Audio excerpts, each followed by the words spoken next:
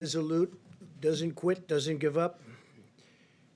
We have made tremendous progress on therapeutics. I had a fantastic call today, which I'll be talking about a little bit later. And I've asked two of the leading companies, these are brilliant companies, Ebola, AIDS, others, they've come with the solutions and just have done incredible jobs. And I've asked them to contact London immediately. They have offices in London, the major companies, but more than major, more than size, they're genius. And I had a talk with four of them today, and they speak a language that most people don't even understand. But I understand something, that they've really advanced therapeutics and therapeutically, and they have arrived in London already. Their London office has whatever they need, and we'll see if we can be of help. We've contacted all of Boris's doctors, and we'll see what is going to take place, but they are ready to go. But when you get brought into intensive care, that gets very, very serious with this particular disease. So the two companies are there, and with what they are talking about, and it's rather complex and has had really incredible results. We're working with the FDA and everybody else, but we are working with London with respect to Boris Johnson. Across the country, we're attacking the enemy on all fronts, including medical, scientific, social, logistical, and economic. We're pressing into action the full power of American government and American enterprise, and our military has been incredible. We've just sent 3,000 public health personnel. They're now deployed in the New York area, and they'll be over at the Javits Center, over at the great ship. And as you probably have heard, and I was informed that Governor Cuomo has already told you and announced, he called me up a little while ago and he asked whether or not it would be possible to use the ship with respect to fighting the virus.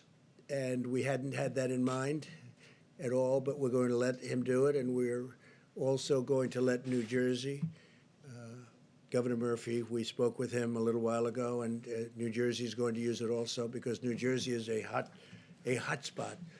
So Governor Murphy and Governor Cuomo are going to be using the ship, New York, New Jersey, and it's a big ship, and it's now COVID. It's set for COVID, and we are going to, hopefully, that will be very helpful to both states. The Javits Center, which is 2,900 beds, just built by our military, also is going to be manned now by the military, and they should be in place tomorrow.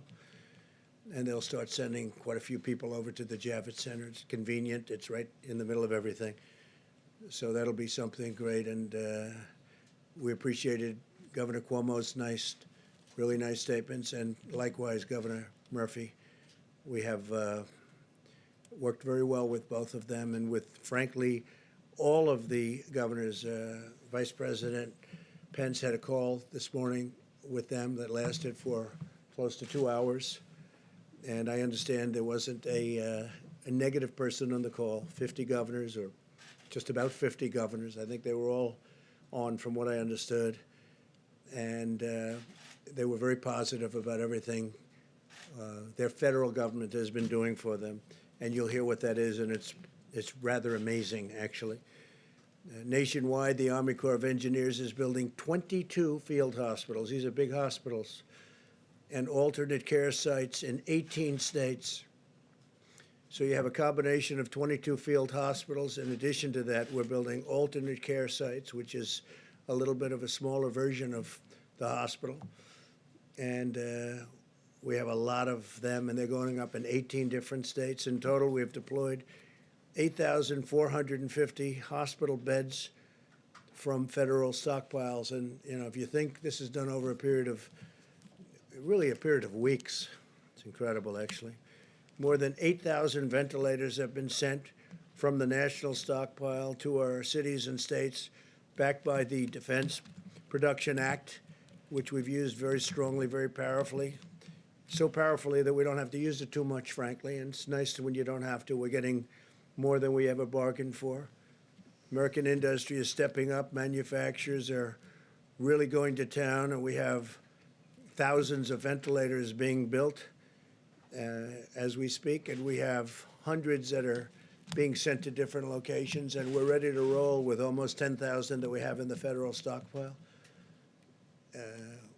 When I say ready to roll, too, I mean exactly what that states. We are, wherever that monster goes, we're able to move with it. Great flexibility. We have tremendous flexibility, and we have people waiting, and they're ready, willing, and able, but waiting to bring them wherever it may be, if they need it, if they're needed.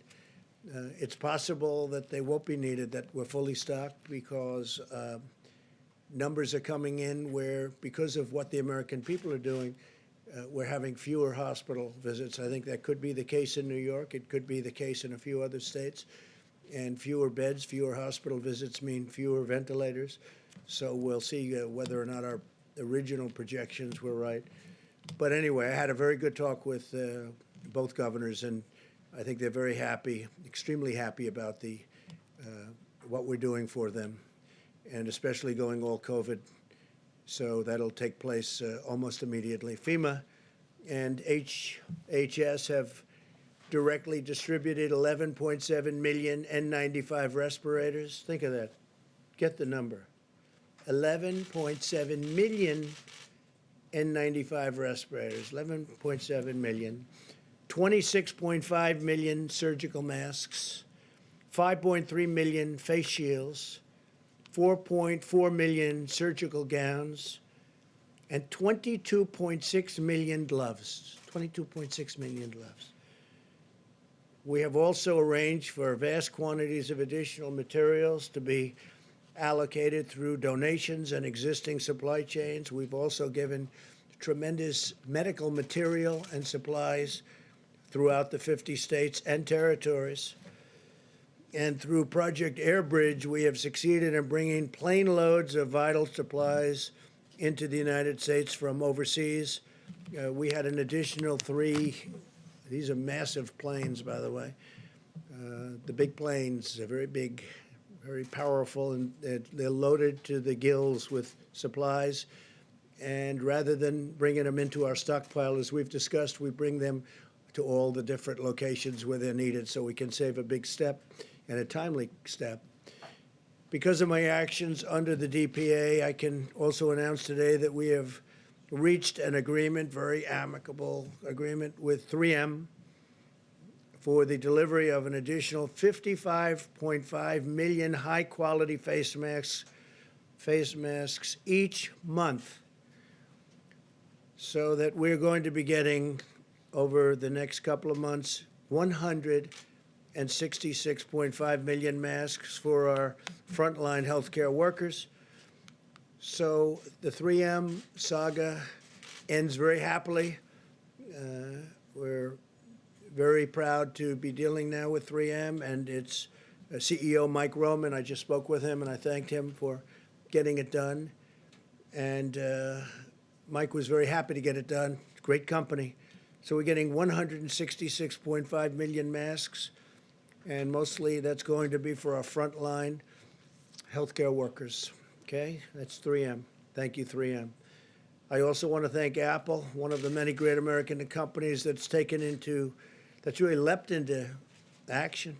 Today, Apple announced that it is now producing plastic face shields for healthcare workers at the rate of 1 million per week. 1 million, and these are the shields that you see on television quite a bit, and they're at the highest level of quality and safety. We're grateful as well to Salesforce, which has donated 48 million pieces of personal protective equipment, including masks, gowns, suits, and face shields. So thank you very much to Salesforce. I urge all of our nation's governors to ensure that the massive deliveries that we've made to your states over the past few weeks are distributed as quickly as possible. So again, we're working very well with the governors. Now, they may see you and say, oh, we're not happy, but they're very happy on the phone. And Mike Pence is a straight shooter, and he had a great phone conversation to them with all of the government, teleconference. And they're very happy, every one of them. Were there any negatives? No, sir. See? I told you. Mike is the greatest. Mike, and you have done a great job, Mike, and I appreciate it. The whole country appreciates it. Thank you, Mr. President. Anthony appreciates it, right? Don't you? See? Everybody appreciates Mike, special man. So a lot of the things that we've done, again, are going directly to the states. The states seem to be very happy. If they're not, they can call me directly. They can call Mike directly, and we'll make them happy. But tremendous progress has been made in a very short period. And I think very importantly, the progress has been made before the surge comes, because the next week, week and a half is going to be a big surge, the professionals tell us. And I think we're in good shape for it, Anthony. So it's good timing, really good timing. We can have this stuff there. It's already there for the most part, but we're bringing a lot of different resources to the various locations, especially where the surge is looking like it's going to take place. Resources from the national stockpile need to reach our warriors, and they are warriors. I tell it all the time. I saw it again this morning. These young, in many cases older, but they're walking into the hospital and they're putting on, I mean, as their doors open, they're going into this place, and, you know, it's not exactly too safe. And they're going in there and they're putting the outfits on and they're putting their masks on and it's incredible. It's like no different than you watch the war movies or you watch the old clips of war running up hills. To me, it's the same thing. Men and women, young and old, but a lot of young people just going in there. They're not thinking about, oh, gee, this is dangerous. They're not saying, oh, I don't want to go in. They're warriors. They're running through those doors. It's the most incredible thing. It's an incredible, beautiful thing. Resources from the national stockpile need to reach these warriors in the hospitals immediately, and we're making sure they do. And again, the states have that responsibility, but we're working with the states, and we're getting the states a lot of things that they can distribute, or when they tell us, we bring it directly to the hospital from the federal stockpile or from the planes that land, without even going to the stockpile. If any state's having difficulty distributing supplies, we urge you to use the National Guard to assist in the delivery. And I have to say, you have done a fantastic job. Deborah, you know that you've done great. Tony, you know that you've done great, but what a job you've done, and I appreciate it. I really do. Your whole group has been incredible. That's a lot of stars you have, I'll tell you that. He's supposed to do a great job when you have 4 stars, right? But the military has been incredible, and I thank them for all of us. Conversely, if a state believes that it has surplus equipment or supplies, very important, because we actually have gotten so much to some of the states that they're able to now, they've done a fantastic job, and they've kept that line low. And we have some states that have surplus equipment and supplies, and they're working with us to rapidly redeploy those supplies to areas of greatest need. We thought that might happen. If it worked out well, that's what was going to happen, and it's happening. And I want to thank Governor Gavin Newsom, who's doing a tremendous job, who's announced California will send 500 ventilators to be distributed to other locations. I think some are going to Arizona, some are going to Washington, D.C. We think they're going to Delaware. We're working it out, but 500 excess ventilators from the state of California, and we're going to get them taken care of wherever they have to go. Those decisions are being made right now. The members of the White House Task Force and I are in close touch with mayors and governors and hospital administrators across our country, and we're told that at the present time, most of the critical needs are being more than met. States have to continue sharing detailed information in the amount and utilization rates of medical supplies so we know what to resupply them, or they can get it directly. That includes ventilators. They can get it directly. Ideally, if they can get it directly, but if they can't, if they're unable to do it, we have tremendous amounts of supplies, and we're building it up very fast, too. And this is before the big surge. This information is fundamental to our ability to deliver the material when and where it's most needed. Now, Mike, in his conversation today, I think got some information as to a couple of locations where we're going to be delivering large numbers of ventilators and large numbers of medical supplies, and we'll take care of that.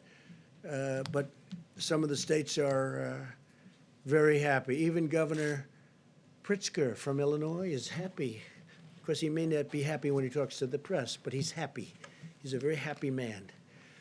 We're increasingly hopeful that the aggressive mitigation strategy we put into place will ultimately allow our hospital system to successfully manage the major influx of cases that we have right now. Again, I say that we're finding, because of the incredible job done by the American people, in conjunction with everybody, governors, the military, federal government, state government, local government.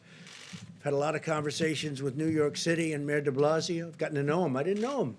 Gotten to know him. And a lot of people are working hard. Everybody's working hard. A lot of people are doing a great job. I'll tell you that. A lot of people are doing a great job. But the goal is that all Americans have been sacrificing to achieve these last few weeks, things that a lot of people thought were not possible to achieve. And I think we've more than achieved, but we have to go through. Again, we're going to have a rough week. We're going to have maybe a little more than a week. But there's tremendous light at the end of that tunnel. I said it last time, said it last night. There's tremendous light at the end of the tunnel. There's so many things happening with therapeutics, with vaccines, with things that we really want. Deborah, Tony, they're all working so hard on this, but those therapeutics, I mean, look, the vaccines are going to be always a little bit later because of that testing period, but the therapeutics, getting the kind of things that I heard about today, talking to these brilliant companies and brilliant people on the phone was fantastic. It was such an incredible conversation. And I also spoke just a few minutes ago with former Vice President Biden, who called, and we had a really wonderful, warm conversation. It was a very nice conversation. We talked about pretty much this. This is what we talked about. This is what everyone's talking about. This is what they want to talk about. And he gave me his point of view, and I fully understood that.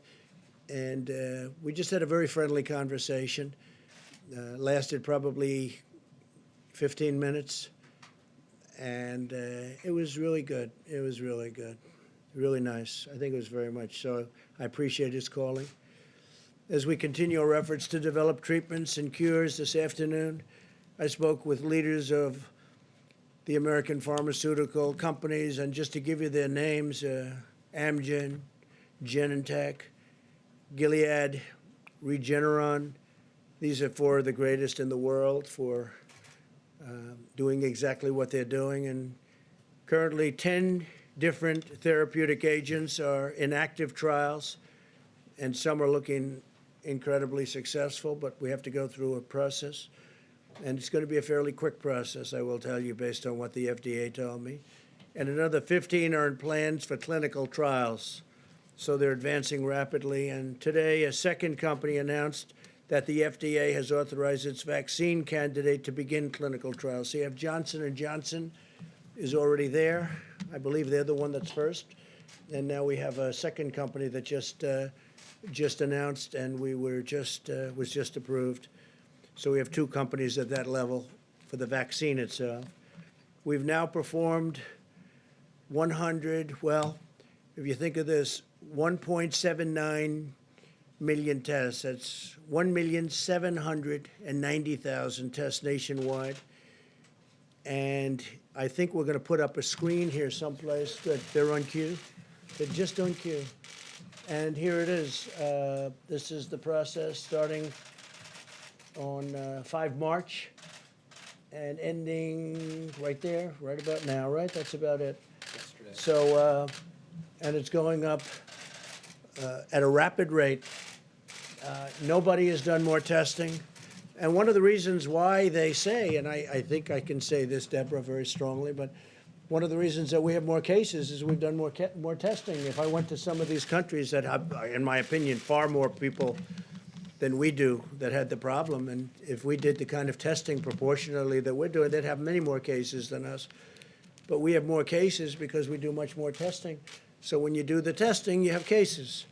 Otherwise, you wouldn't know about the cases. People sit home, you don't know about it.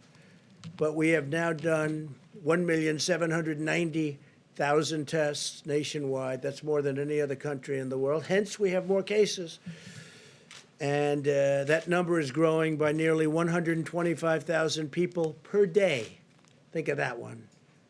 So it's growing by 125,000 people per day. I told you about South Korea. This is a, vastly faster. And we also have, they say, the most accurate of tests. CVS is launching, and they've been great. 2 new drive-through testing sites in Atlanta, Georgia, and Providence, Rhode Island. And each location will be able to test up to 1,000 patients per day using the ultra-fast 5-minute test developed by Abbott Labs. Now they're down to 5 minutes. They call it the ultra-fast, and it's very accurate. Abbott Labs, I want to thank them. They've been fantastic. We're also speeding urgent economic relief to the American worker and families and the employers. As of today, tens of thousands of small businesses have applied for more than $40 billion in relief under the Paycheck Protection Program. You've all been reading about it, and it's really, it's only been going for a couple of days. It's really been performing well. A couple of little glitches, minor glitches that have already been taken care of, what they say. These funds will result in nearly 2 million jobs being preserved, so we're taking care of our workers, small businesses and our workers. Nearly 3,000 lenders have already made loans under the program, and we're signing up additional lenders very quickly, rapidly. Community banks have been very responsive, and larger banks are also stepping up.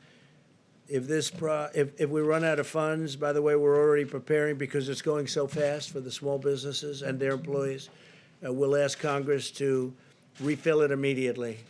But the banks have been great. The big banks, the Bank of America was right up there at the beginning. J.P. Morgan Chase has been great. After the first day, they really came through, and a lot of the big banks, but the community banks have been fantastic. As we announced last week, we are providing $100 billion in direct support for our hospitals. And the first tranche, $30 billion, will be distributed this week. So I want to say one other thing. Our farmers, we love our farmers. And as you know, as of April 1st, the China trade deal, $250 billion, they purchased $250 billion from us, if not more. And of that, approximately $50 billion is expected to be with our farmers. So it kicked in as of April 1st, and we'll see how it goes. It seems like they're buying, so we'll let you know how that's going. But they're buying anywhere from $40 to $50 billion worth of our agricultural product. That should have a huge impact on our farmers, a tremendous impact on our farmers, but we're watching it very closely. To fight the medical war, we've mobilized the unbeatable, and it is unbeatable, strength of American determination, ingenuity, and compassion. I got to see that when I spoke to the great science, because I call them science companies more than drug companies. They're scientists. We've seen businesses, charities, and private citizens making generous donations. So many people are making donations. We've seen states and cities supporting and helping each other and caring for our citizens. And we've seen Americans of all backgrounds and beliefs uniting together to answer the challenge and rise to the moment, and that's what they're doing. Above all, we've been awed and inspired by the exceptional courage of the doctors, nurses, EMTs, and healthcare workers who are the soldiers of this war. No words can ever express the complete measure of our gratitude for these intrepid heroes. One Cleveland patient credited his medical team for not only saving his life through their skill, but forever changing his life through their example of selfless devotion. Couldn't believe it, so generous he was with his statements. And he talked about their bravery in an area that was in such trouble, an area of that hospital where people were dying, and he talked about their bravery. Another survivor in Houston said simply, I will consider them my angels forever. I will consider them, think of that, my angels forever. As our nation endures the depths of loss and grief, we are also witness to the summit of American virtue, character, and courage. With the love and dedication of every American patriot, we will win this battle, we will defeat this enemy, and we will rise from this present crisis with new strength, unity, and resolve. And that's what's happening. Tremendous stories are coming out of this horrible moment, very dark moment for the world. 182. I was saying 151 for a while, and then it got up to 160, and it's 182, as I announced yesterday. 182 countries are being attacked by this virus. So I just want to thank everybody. I want to thank the American citizens for doing a great job. Stay inside, and let's win this, and let's get our country open as soon as we can. I think it's going to be sooner than people think. Things are going really well. Again, light at the end of the tunnel. And with that, I'll take a few questions, and then Mike is going to take over and talk with the Admiral and with the professionals, and we appreciate you being here. Yes, please. Mr. President, you mentioned that you were asking U.S. drug companies to provide treatment to the British Prime Minister. What sort of treatment is that? Is that something that is available Well, to it's the a American very, public? yeah, it's a very complex treatment of things that they've just recently developed, and that they have a lot of experience with, having to do with something else, but recent for this. And they'll be, they've already concurred, they've already had meetings with the doctors, and we'll see whether or not they want to go that route. But when you're in intensive care, it's a big deal. So they're there, and they're ready. I think we have three of them. I spoke with four, you know who the four would be. And you know the people within those. You'd know the companies. I told you the companies, but the people are the greatest in the world. So they're at the hospital, and we'll see. And they have everything with them should it be needed. Hopefully it won't have to be needed, but should it be needed. I found Boris to be a fantastic person, just like a fantastic, warm, strong, smart guy. He loves his country. You see that? I mean, he fought like hell for his country. And intensive care is big stuff, really big stuff. Yesterday you were asked about this as well, but now that he's been moved to intensive care, does that give you and the Vice President any pause or additional concerns, steps that you're taking to preserve the continuity of government here? No, I don't think so. Mike had his test a couple of days ago. I had my test a couple of days ago. So, and we're here, and here you are. So, no, I don't think so. But I think we'll probably, just because of questions like that, I think we'll probably have maybe quite a few tests. It's not the worst idea. You know, the system of testing now is so quick and so easy. So I could see, and you were tested again today? You sure you're okay? I'm okay. Good, then I'm staying here. Despite the nearly 1.8 million tests that you say the United States has done, the Inspector General for the Department of Health and Human Services released a report today, a survey of more than 300 hospitals across the country. And the number one complaint from those hospitals were severe shortages of testing supplies and Well, a it's just really wrong. long wait time. I mean, It's a just week wrong. or longer. And did I hear the word Inspector General? Really? It's wrong. And they'll talk to you about it. It's wrong. But this is your own government. Well, where did he come from, the Inspector General? What's his name? It came from the Inspector No, General what's his name? report. What's I his don't name? know his name Well, off the top find of me my his name, let head. me know, okay? If But- you find me his name, I'd appreciate it. But sir, these are hospitals All I can tell that you do is not- this, we sir, put up on the these board, are you're gonna ask the Admiral, but These are we are hospitals doing, who say that they're waiting a week or longer Fine. to get You'll their speak to test the Admiral. results. Why but is we've it done still more taking so testing long? and had more results than any country anywhere in the world. They're doing an incredible job. Now they're all calling us, they want our testing. What are we doing? How do you do the 5-minute test? How do you do the 15-minute test? So give me the name of the Inspector General. Could politics be entered into that? Go ahead, This please. is our Go ahead. Thank you, sir. Are you worried about retaliation to your decision to ban export of medical goods, like Indian Prime Minister Modi's decision to not export hydroxychloroquine to the United States and other countries? I don't like that decision. If that's, I didn't hear that that was his decision. I know that he stopped it for other countries. I spoke to him yesterday. We had a very good talk, and we'll see whether or not that's his. I would be surprised if he would, because India does very well with the United States. For many years, they've been taking advantage of the United States on trade. So I would be surprised if that were his decision. He'd have to tell me that. I spoke to him Sunday morning, called him, and I said, we'd appreciate your allowing our supply to come out. If he doesn't allow it to come out, that would be okay. But of course, there may be retaliation. Why wouldn't there be? Yeah, please. Thank you, Mr. President. The Paycheck Protection Program has gotten off to a confusing start for small I don't businesses. think so. I think it's done very well. Wells Fargo has stopped taking applications. Bank of America Not initially anymore, they haven't. prioritized taking applications from clients that were already Bank of borrowers. America has So- been the leader, taking tremendous numbers of applications. And of course, there may have been, they wanted to have a slightly different application. They wanted to have a little different information. But Bank of America has been a leader. They're #1 in terms of applications. I wish you'd ask the question differently. Why don't you say it's gotten off to a tremendous start, but there are some little glitches, which, by the way, have been worked out. It would be so much nicer if you do that. But you're just incapable of asking a question Sir, what in a oversight positive measures way. is the federal government It's putting already in done. place It's already to done. ensure that there is It's taken the fairness? measures. It's taken the measures. And we may even do a different system, not with this. We're going to have to probably add more money to this to save and to keep our small businesses going and to keep the employees of those small businesses working. But it's such a positive event, and you ask it in such a negative way.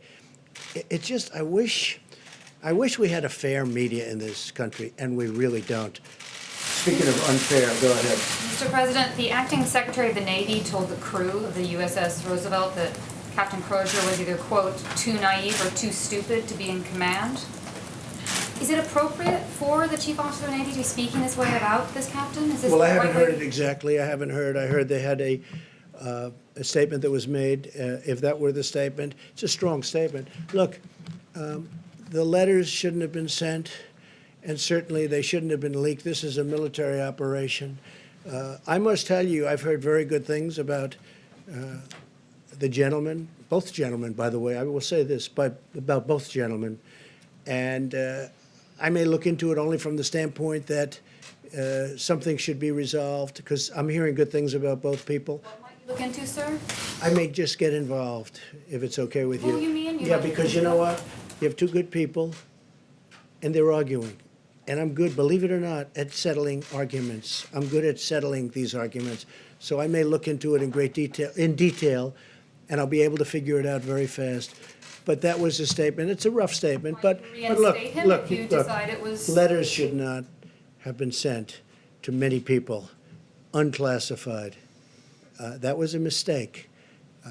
It's a mistake that shouldn't have been made, because it's unfair to the families of the people on the ship because they get nervous, and it shows weakness. And there's nothing weak about us now, not anymore. We have the strongest military we've ever had, and we're not going to be showing weakness to anybody, because we have, that ship is incredible, nuclear-powered aircraft carrier, and we don't want to be writing letters. We don't want to have letter-writing campaigns where the fake news finds a letter or gets a leak. We don't want that. So the letter, so the letter shouldn't have been sent. With all of that said, his career prior to that was very good.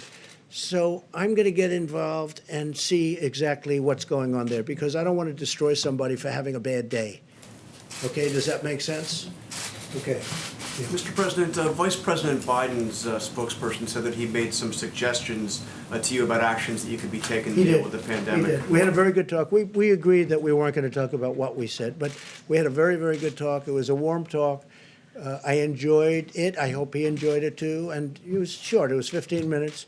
Did he have good suggestions? Anything that you're going to do? Well, he had suggestions. It doesn't mean that I agree with those suggestions, but certainly he had suggestions. And I also told him some of the things we're doing. But the conversation was a friendly, very friendly conversation. Yeah, please. Thanks a lot, Mr. President. You've mentioned, other members of your task force have mentioned over the course of the next 2 weeks, it's going to be a very difficult time for our country in terms of fatalities. And It will be a difficult week and a half. and there are a number of governors who are close allies of yours, Mr. President, who have refrained thus far to have these stay-at-home orders. And Dr. Fauci, who of course is on your task force, has said that Sure. the states that don't have stay-at-home orders are putting themselves at risk and the country at Well, risk. if Dr. Do you Fauci agree said with that, I would be inclined to call them up. You know, we do have a constitutional problem in doing that. You understand that. I mean, there's a double-edged sword. You understand. I can do it, but it is a constitutional. You can say federalist. You can say there's lots of different reasons where I would rather have the governors do it, make their own determination. They're smaller, and not in all cases, but sort of they're smaller cases. But I'm not sure 100% that Dr. Fauci said that, but you can ask him. Tony, do you want to say something? Please. So I had good conversations with the governor of Nebraska and the governor of Iowa here, and it's interesting that functionally, even though they have not given a strict stay-at-home, what they are doing is really functionally equivalent to that.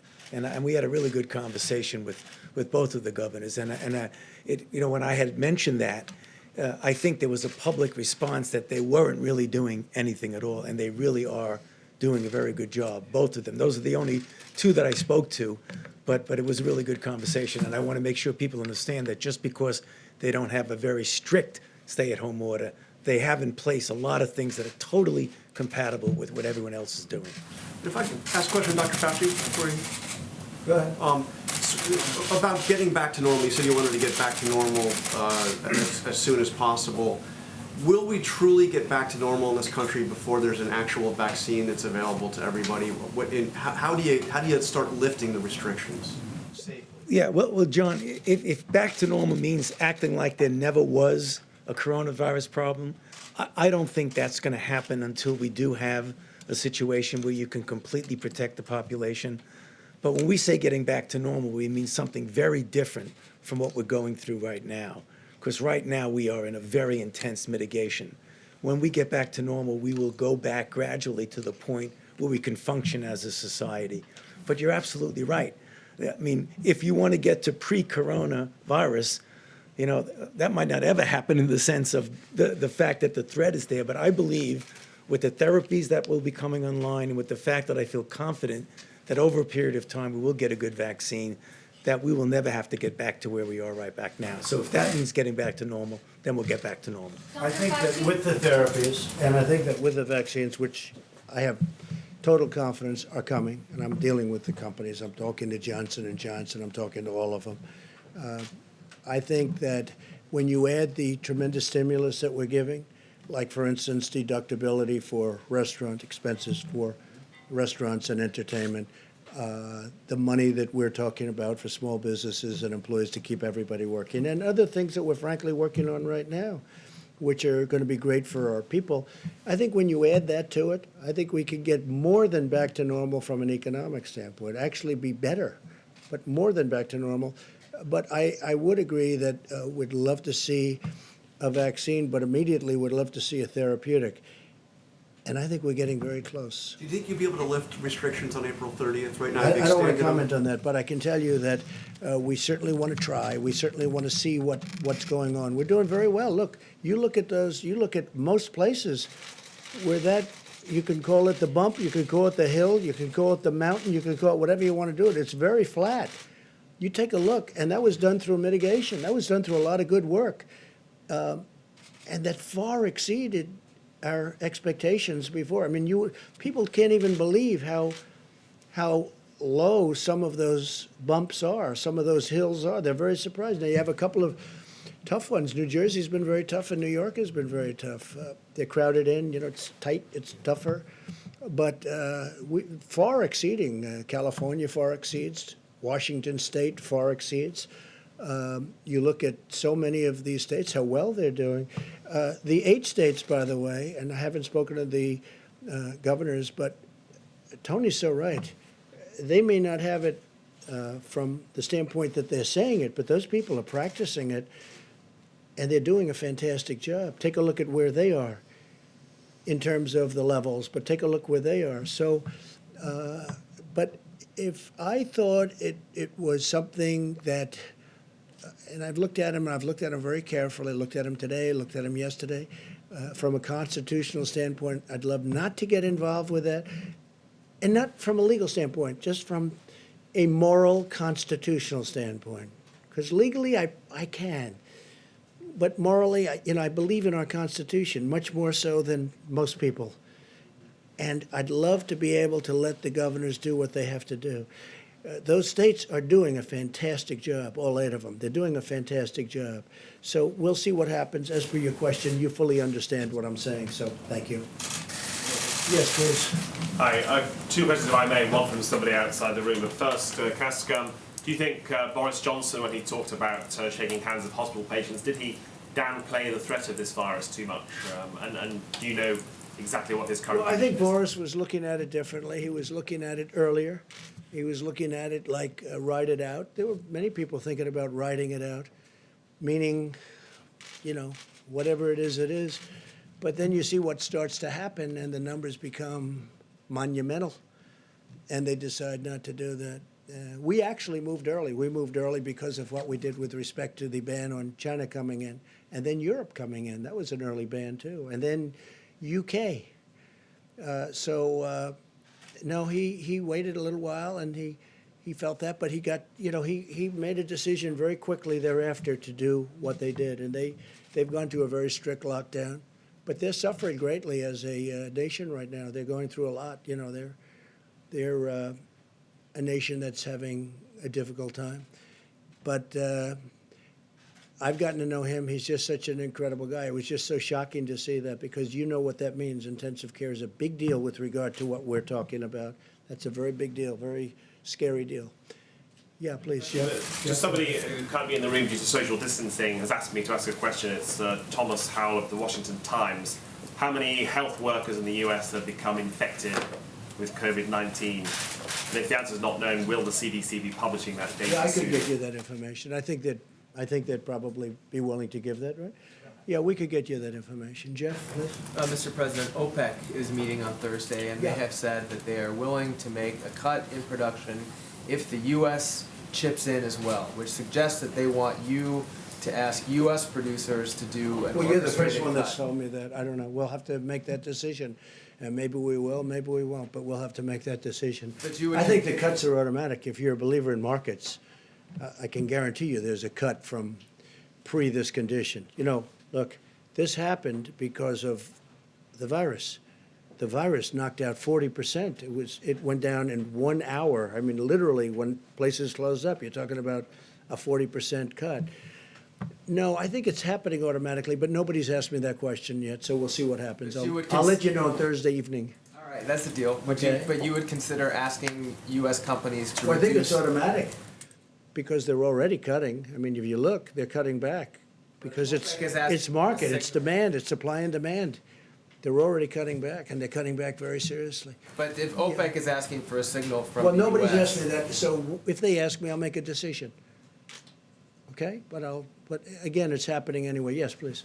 In light of all the discussion about Prime Minister Johnson and his health, can you update us on the status of the second half of your physical that you were going to have this year?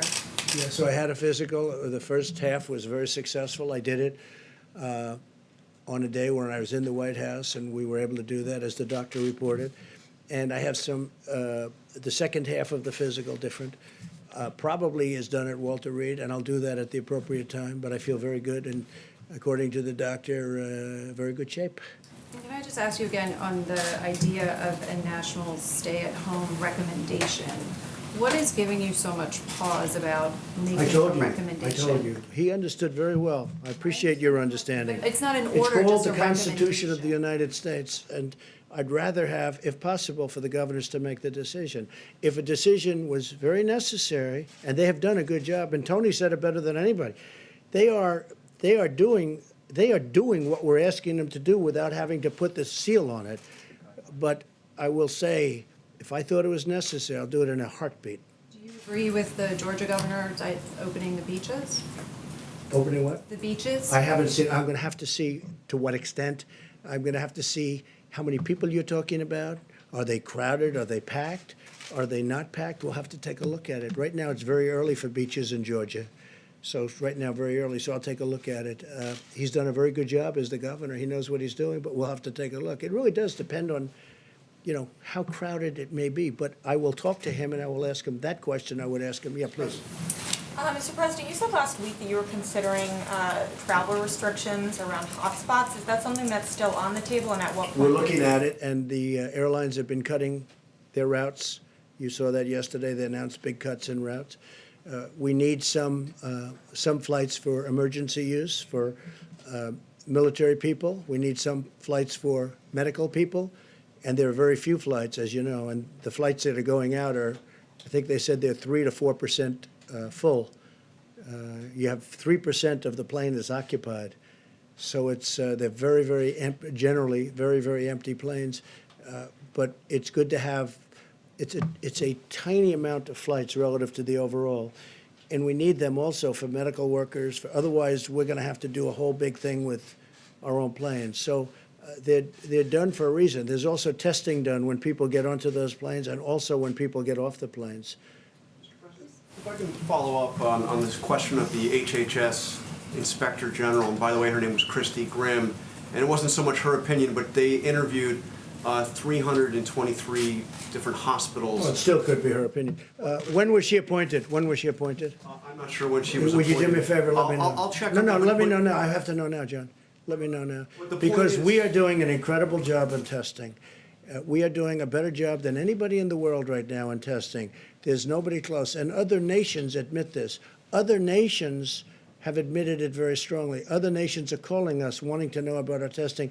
Let me know when she was appointed, would you? Specifically, Go ahead, what she please. was saying was that there had been a delay in the lab. Okay, thank you very results. much. Go ahead, Chris. Thank you, Mr. President. Only last week, there were multiple flights coming from China full of medical supplies. Yes. Companies like Huawei and Alibaba has been donating to Right. the United States People I know very well. 1.5 million N95 masks, and also a lot of medical gloves and much more medical supplies.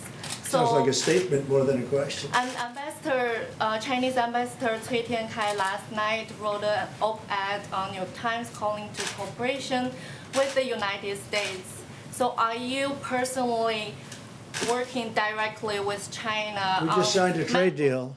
Also fighting with the It's the virus? biggest deal probably ever made, and I hope they're going to honor that trade deal. If they don't honor the trade deal, then I'll tell you a different answer, but I think they will.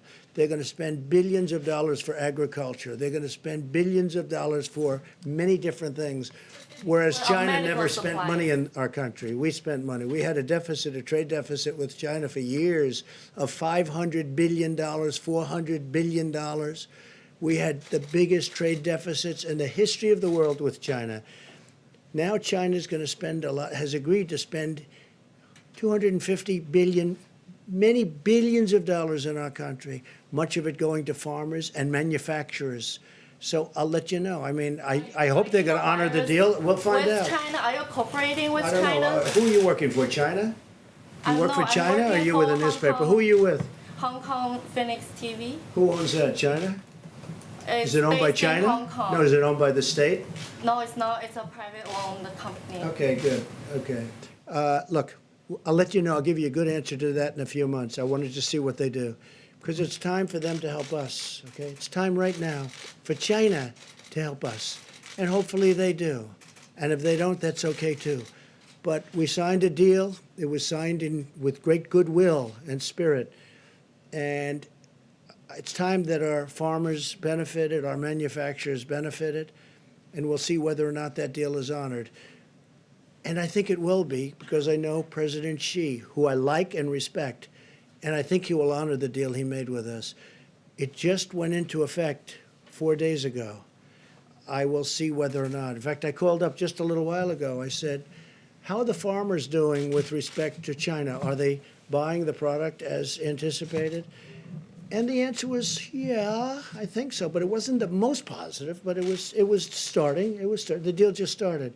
So I'll let you know. But, for many, many years, China ate our lunch because we had people in this position that I'm in right now that allowed China to get away with absolute murder, and it should have never happened.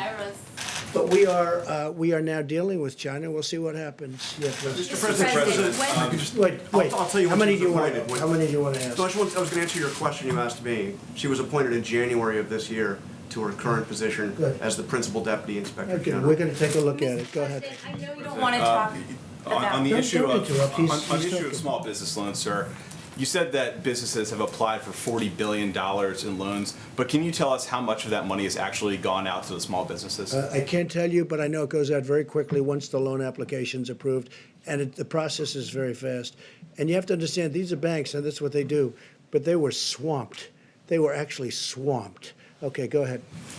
I know you don't want to talk about the Inspector General report, but testing is still a big issue in this country. When can hospitals Put the expect? slide up again, please. When can Just put it in. hospitals expect to receive a quick turnaround of Are you these ready? test results? Are you ready? Hospitals can do their own testing also. States can do their own testing. States are supposed to be doing testing. Hospitals are supposed to be doing testing. Do you understand that? We're the federal government. Listen to me. We're the federal government. We're not supposed to stand on street corners doing testing. They go to doctors. They go to hospitals. They go to the state. The state is a more localized government.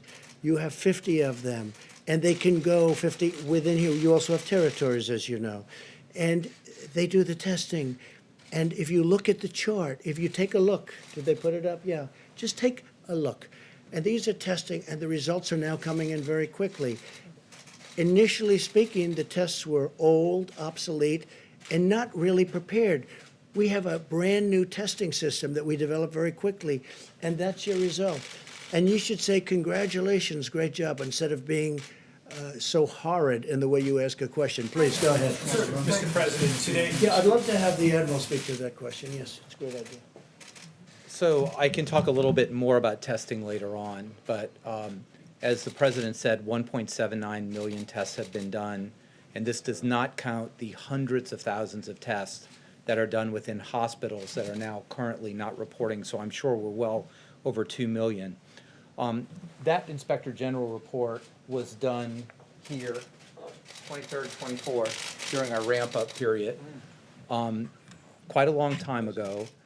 There was clearly, and it's hard to interpret the report because it mixes up all kinds of things, but clearly there was complaints by some hospitals of a backlog, probably at send-out tests, and that is true. There were several days of backlog at some of the major labs that have been taken care of. We know now that the ACLA labs now have a 24 to 48-hour turnaround. They're doing well over 100,000 tests a day. We now have the Abbott machine that's point of care. That's 18,000 of those instruments throughout the country. The Cepheid machine is now all across the country with a 45-minute turnaround. So we have worked directly with many of the hospitals that have their own laboratory-derived tests. Some of those really, quite frankly, didn't understand the regulatory freedom they have to use other different kinds of instruments or different kinds of reagents. So like they do now, and I'm on the phone with them all the time to make sure that everything is clear.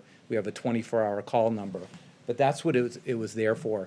And I don't know the Inspector General. I don't know that person. I tell you one thing I have a problem with. If there was such a problem that she knew about or he knew about on March 23rd and 24th, why did I find out about the tests from them on the news media at 8 o'clock this morning? If there was a problem, I think you're ethically obliged to tell me where that is so we can interact with it like I do every single day. But that's a discussion for the future. I think testing is really in a good position right now, and I'd be happy to expand on some of the really good tests that are coming up. How long has that person been in government? Could I ask you that? Did serve in the previous administration. Oh, you didn't tell me that. Oh, I see. You didn't tell me that, John. You didn't tell me that. Did serve in the previous administration. You mean the Obama administration. Thank you for telling me that. See, there's a typical fake news deal. You asked me when she was appointed. I told you when she was appointed. You're a by your third-rate administration. reporter, and what you just said is a disgrace, okay? You asked me, you said, sir, just got appointed. Take a look at what you said now. I said, when did this person, how long in government? Well, it was appointed in the Obama administration. Thank you very much, John. Thank you very much. You will never make it. Go ahead, please. On the ventilators, Well, that's maybe a this is best terrible for Admiral Jawar, but can you tell us today how many ventilators are in the federal stockpile? I'm not going to tell you how many are in the stockpile, but I can tell you that we look at ventilator use granularly every single day in every single state and down to the hospital level. So we have been able to meet and easily meet all the ventilator requirements that have been brought to us by the state. No one has not gotten a ventilator that needs a ventilator. And as far as we can project, looking at all models, every person who needs a ventilator will get a ventilator. I'm a ventilator doc, right? I'm an ICU physician for children. Spent every day of my life managing people on ventilators. This is my community. It's also the Surgeon General's community as an anesthesiologist. So what we have in the stockpile, I think, is not a number that we give out, but we have thousands remaining in the stockpile. And now you're seeing out of the appropriate American spirit that when a state like Washington or California doesn't need that ventilator, they're doing the right thing by moving them around the country. It's about 9,000, just so you understand. That's right. It's about 9,000.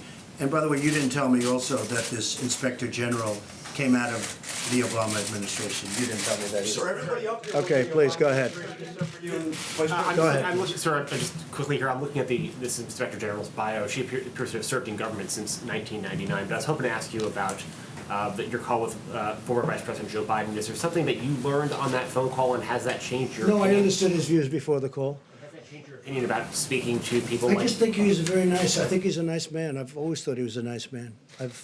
I don't know him. I don't know if I ever spoke to him before, other than to say hello. But I think he's a nice man. We had a very nice call. Do you want to seek now the counsel of some of your predecessors, George Bush, No, but Barack Obama? no, not really. We're doing a great job. Hey, this administration, we inherited a broken system, both militarily, where we've rebuilt our military, where we now have so much ammunition, whereas you remember, a very important general said, sir, we have no ammunition. They wanted to save money on ammunition. They didn't want to save money because they spent money like nobody ever spent money. But you know what? We now have a great military rebuilt, and we have so much ammunition, we don't know what to do with it, okay? And that's a nice feeling to have. But they also gave us empty cupboards. The cupboard was bare. You've heard the expression, the cupboard was bare.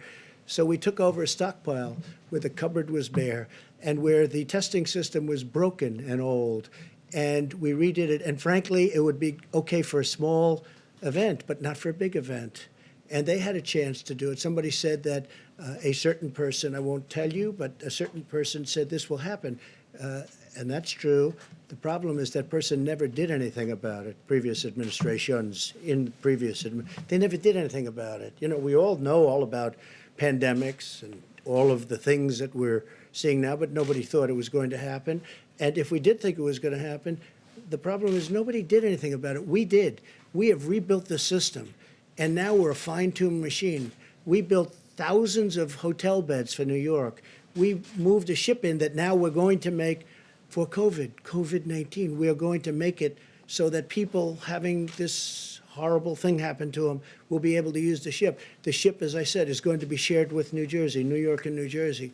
We've done things that are incredible. When you build, 18 hospitals? We built 18 hospitals. We built medical centers all over the country.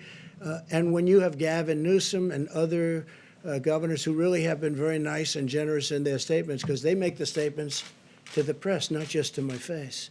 Others tell us how great we're doing, like the call that Mike had today. I heard from other people that were on the call. He said it was incredible. It was 2 hours, and everything was positive. They were so happy with what we've done. And we're ready to do more if they need it, because we're ready to march. The Admiral can tell you, we are sitting there with 9,000 ventilators, and we're ready to march when we see that we can move very quickly. As soon as we see that need, we can move very quickly. We're ready to march. We built a great system. The problem is the Democrats, like a guy like Chuck Schumer, who's a total lightweight, by the way. I've known him for a long time. He'll say, why don't you put a military man in charge? Military man? I have all military men. This man is doing an incredible job. We have 2 admirals, numerous generals. We have the Army Corps of Engineers. We have FEMA. We have this whole force that like nobody's ever seen before. We have a great military operation, and they've done an incredible job. And honestly, people should respect because nobody's ever seen anything like what we've done. And what they end up with, forget about me, don't worry about me. I will only get bad. If I say, how many ventilators do you need, Governor? 1,000 would be great. I said, nope, I'm going to send you 10,000. And then you'll call up from the media. You'll say, how did Trump do? We're not happy. He didn't send us enough ventilators. Because that's called politics. But if you look at what's happening, and I'm even surprised, the governors are saying all good things. But the Democrat governors, and a couple of rhinos, frankly, they're rhinos. That's all they are, one rhino in particular. But the governors are saying great things. He had a call that lasted 2 hours today. I heard about the call, not just from Mike. It was a perfect call. Now, I'm sure you were on the call, even though you're not supposed to be. I'm sure you were on the call, meaning some of the media was on the call, because they're constantly reporting the call. If they're honest, they will say it was a great call. Okay? Okay, next question, please. Mr. President? Here we go. This one. So, Here we go. you didn't mention the hospitals that were built in New Orleans and Dallas today, but you've mentioned them a number of times previously. There seems to be some concern in Texas that they might lose the hospital in Dallas if it's not We're used. never going to do anything that hurts If it's Texas. not used yet. We're only helping Texas. Is there- By the way, the governor's doing a great job over there with this situation. And Texas is so big, you have some parts of the state that are affected, other parts that aren't affected at all. You know, it's an incredible place. But can they keep this hospital even if it's unused? Or is the federal government going to shift those resources elsewhere? Well, we're going to use whatever we need, and we're doing it totally in conjunction with the governor. Okay? We're doing it in conjunction with your Texas governor, who's done a fantastic job. Great. Governor Abbott also has set up checkpoints at the border to check people coming in from Louisiana. We've seen checkpoints in Florida, other state borders. Americans are not Very really- few people are coming through our border, and you'll be happy to know we're up to mile 161 of the wall. Internal borders between states. Oh, I see, Americans okay. are not But used on the to border seeing- between Mexico, we have 161 miles of wall. About internal borders. Okay, good. Americans don't, they're not used to seeing border checkpoints between states. How much longer, and is that something that states have to deal with you? First, you want us to call 8 governors and tell them to do something. And then you're complaining that another governor is so strict that he actually checks the borders. I understand why he's doing that, because he knows who he has, and he doesn't want people coming in if they should maybe, not be to the liking of the doctors. No, I think look, he's done a great job.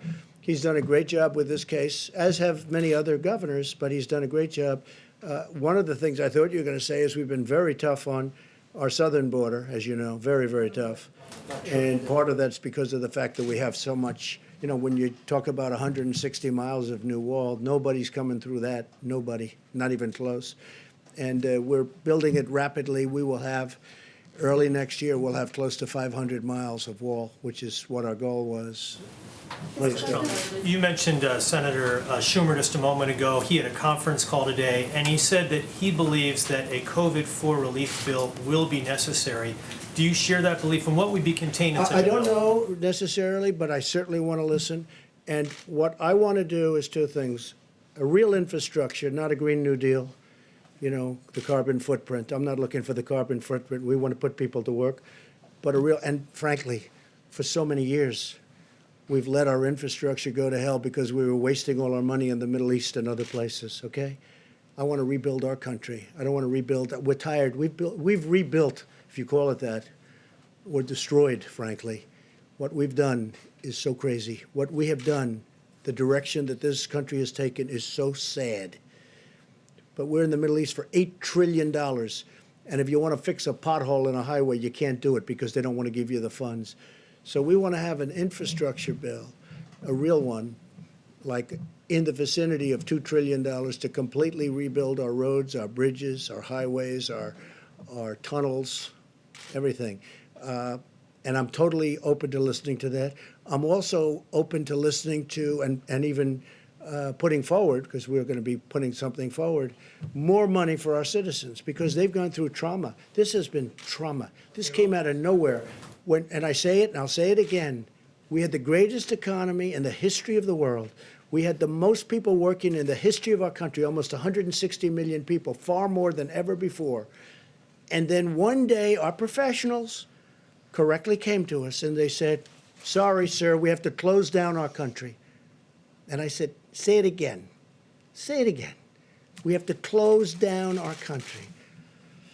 And the entire world closed down because of this hidden enemy.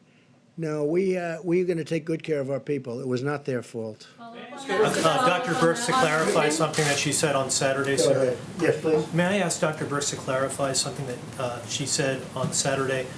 If I may, Dr. Birx, this is a question that comes from a radio colleague of mine, Tamara Keith. And on Saturday, it sounded like you said that for the next week, people in high-risk areas should not even go to the market or the drugstore. Is that what you meant to say, or is that accurate?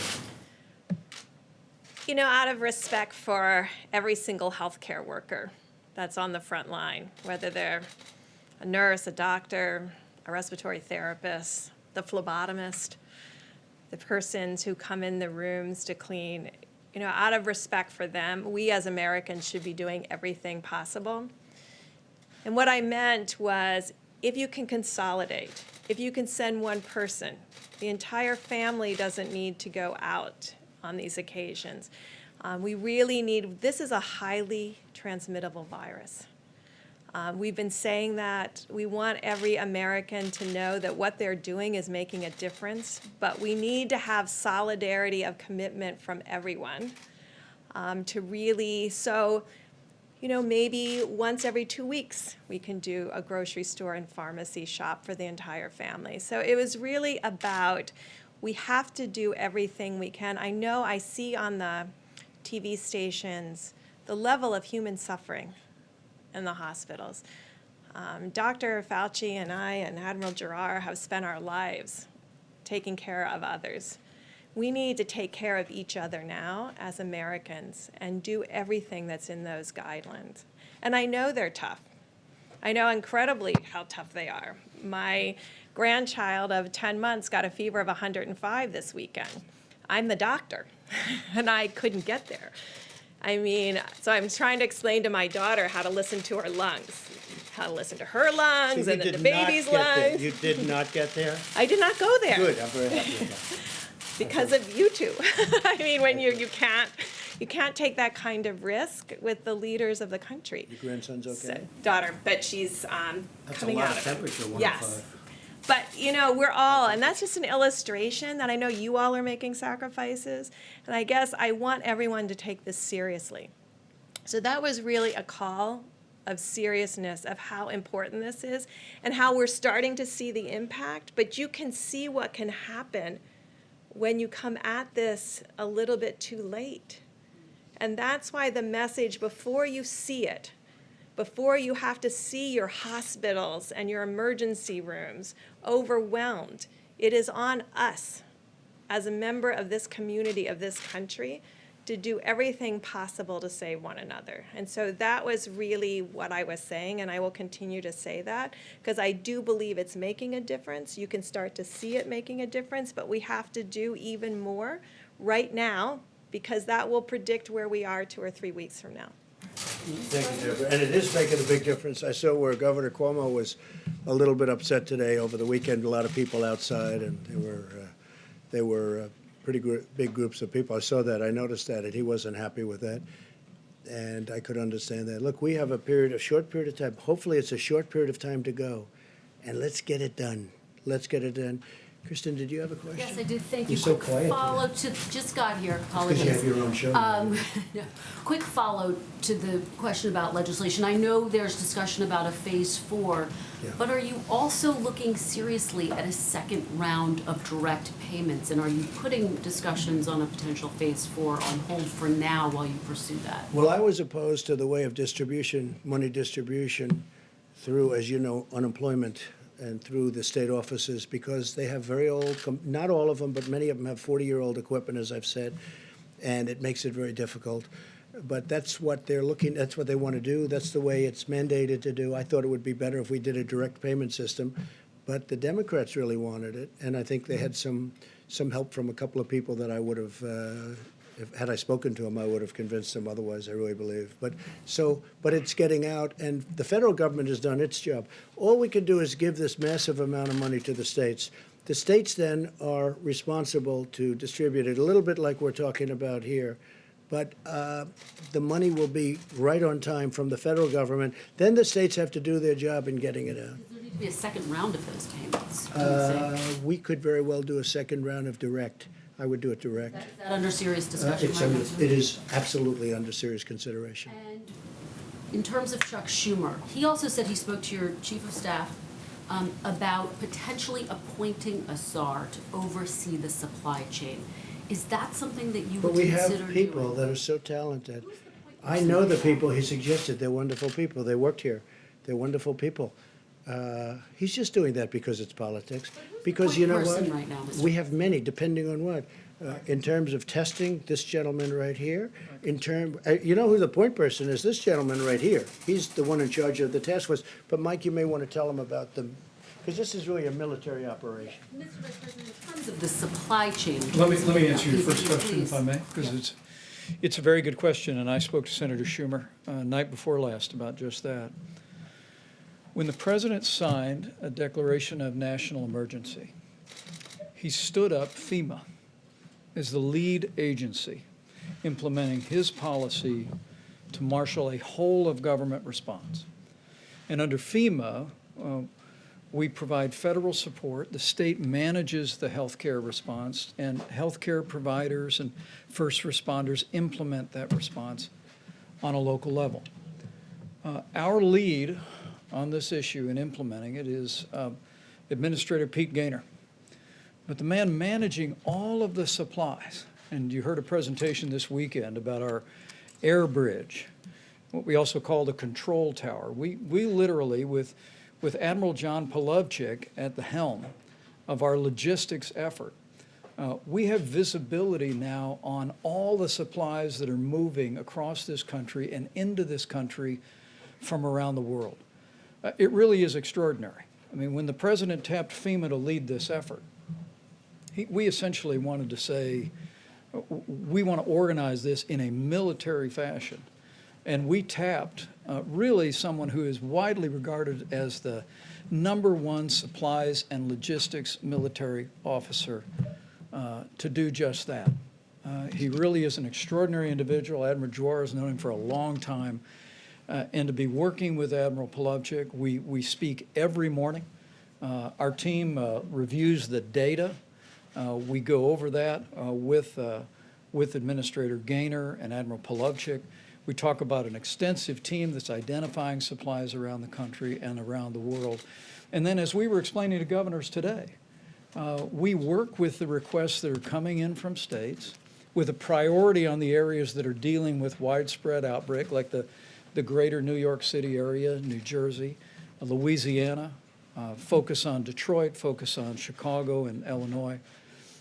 And then what Pete Gaynor and Admiral Polovchik are doing is directing those commercial distributors to send the resources directly to the front lines of the battle against the coronavirus. It is an extraordinary system. And as I explained to the governors today, as I've explained to congressional leaders, who've made what I think is a good faith recommendation, that we organize this in a manner of military logistics. It's exactly what President Trump has done, and it's what we're doing every single day to make sure that healthcare workers, to make sure that the states that are dealing with a widespread outbreak of coronavirus can be confident that we're going to spare no expense, leave no stone unturned, and use this extraordinary apparatus centered in FEMA to get the people of our country what they need, when they need it, to battle the coronavirus. And Kristen, when Schumer makes a statement like that, he's only doing it for politics. He knows. We have the best generals, the best admirals, we have the best people. These are incredible leaders. These are vibrant people. They've done such a good job. And again, You'll get a tape of the conversation because I'm sure some of the governors probably had their favorite reporter listening to the conversation, even though they weren't supposed to, but that's happened before. Just so you understand, we had a call today that was a beautiful call, everybody friendly, everybody happy. They also know in some cases we'll get them a little bit more, and if they need it, we'll get them a lot more depending on where this monster is going. But when Schumer does that, take a look at the past. Well, you know, you're gonna have to tell me who. They certainly don't. Well, yeah, some Democrats, because they view this as a campaign issue. They want to make Trump look as bad as they can because they want to try and win an election that they shouldn't be allowed to win based on the fact that we have done a great job. We built the greatest economy in the world. I'll do it a second time. We got artificially stopped by a virus that nobody ever thought possible. And we've handled it, and we've built a team, and we've built an apparatus that's been unbelievable. Take a look at the swine flu, right? That's H1N1. Take a look at that. And it's not the other way around, by the way. It's H1N1. You know what I mean by that. Take a look at the swine flu. It was a disaster. 17,000 people died. The other administration, they didn't even know, it was like they didn't even know it was here. And that was peanuts compared to what we have in terms of the power, the magnitude of what we're going through. This is attacking 182 countries simultaneously. So Schumer's just all about politics. I've known him almost all of my adult life. And he's a disgrace. In many ways, he's a disgrace. And he knows it's done. He just wants to do that. But he knows the job we're doing. Everybody's amazed at the job we're doing. And the public is starting to find out. You know, one of the reasons I do these news conferences, because if I didn't, they would believe fake news. And we can't let them believe fake news. They see us up here. They see us with admirals. They see us with this talent. They see the job that Mike Pence has done, which has been an unbelievable job, an unbelievable job. I put him there. I thought he'd do well. He did great as the governor of Indiana, and I thought Mike would do well. He's done much better than well. And he gets along with people, I think, much better than I do. Because I like people being 100. Mike can put up with things that sometimes I say it's amazing that he can put up with it. But he's done an incredible job, and so has the entire team. This is a military operation. And again, we built 2,900 beds in Javits Center. We build medical centers in New York.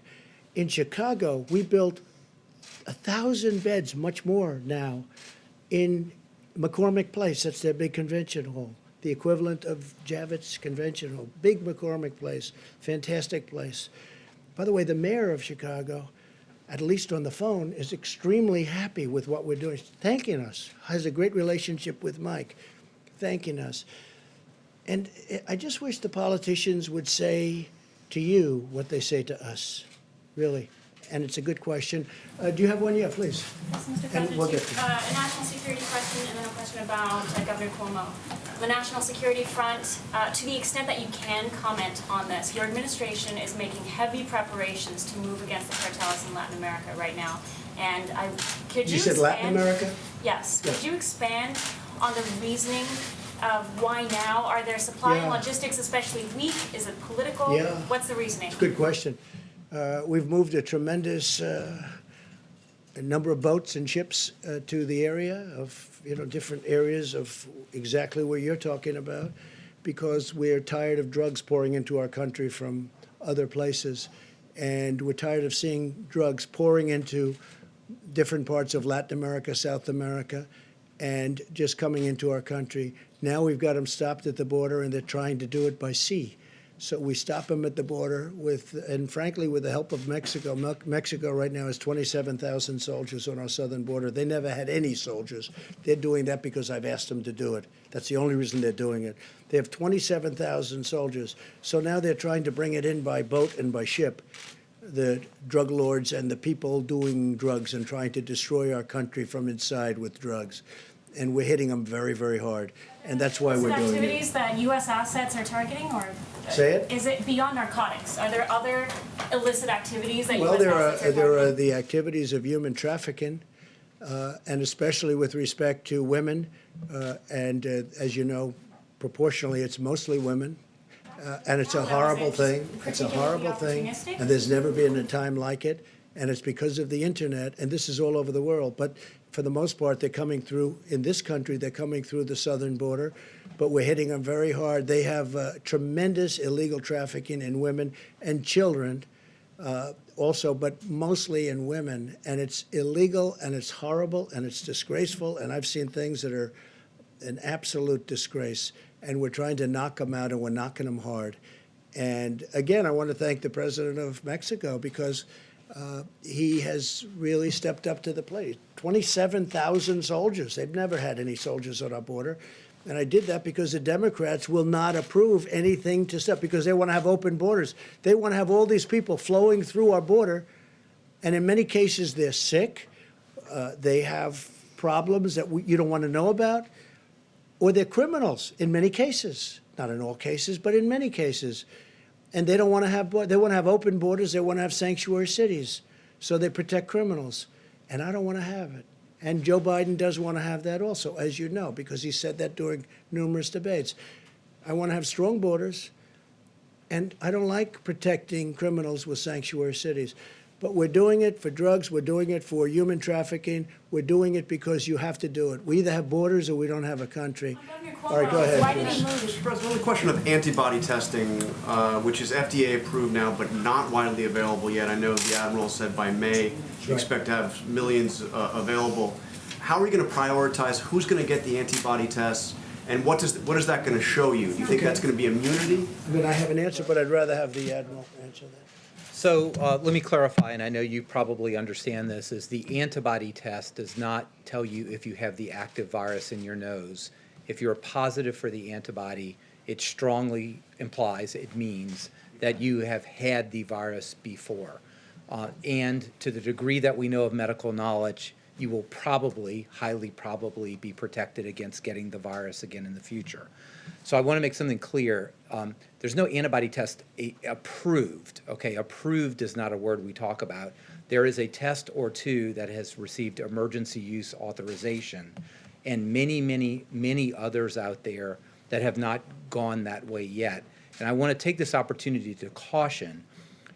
There is a very consolidated effort between the FDA, CDC, NIH to validate some of the tests that are on the market right now, because it is very important that they actually do what they say they do. And we have reason to believe that not all of them are going to perform well. I don't know the primary source, but the Financial Times just reported that the UK had 17.5 million antibody tests that they bought, and none of them work. So we're not going to get in that situation. We're going to be very careful to make sure that when we tell you you're likely immune from the disease, that test really said that. Now, I will also make a statement, and there's a lot of work on here, and I'm very excited about it. As opposed to the tests for a novel virus, the antibody type tests are very sophisticated technology, but they're old technology. This we expect to have many tens of millions of tests the first month that we are really sure that the test makes sense. So this allows for surveillance screening, and Dr. Birx is one of the world experts to understand, is 1%, 5%, 20% of Americans have been infected. But it also allows us to have very widespread tens and tens of millions of people screened with a finger prick on the spot. By when? Just to be by May, you're saying this will happen? Or Science doesn't run on rails, right? So we need to make sure that the FDA, the NIH, which they're actively doing right now, assure that the tests that they're testing really do perform the way they should. And if things work out the way we believe they will, we will have millions on the market by May in a sophisticated way, in a prospective way, that we get the surveillance we need. We can test people to see if they've been exposed, immune, and go back to work. And a combination of that kind of test with the current kind of tests we have now is how America opens back up. And how will you prioritize who gets those tests? I mean, tens of million, we're a country of 300 million. How do you determine who you're going to have that test? Well, we are having active discussions under the leadership of Dr. Birx and the task force, but you can imagine how that is, right? But with tens and tens and tens of millions of tests per month that are available, you could really do very widespread testing. But let me just give you an example. Which nobody else can do, by the way. no other country can do. I'll just give you one example.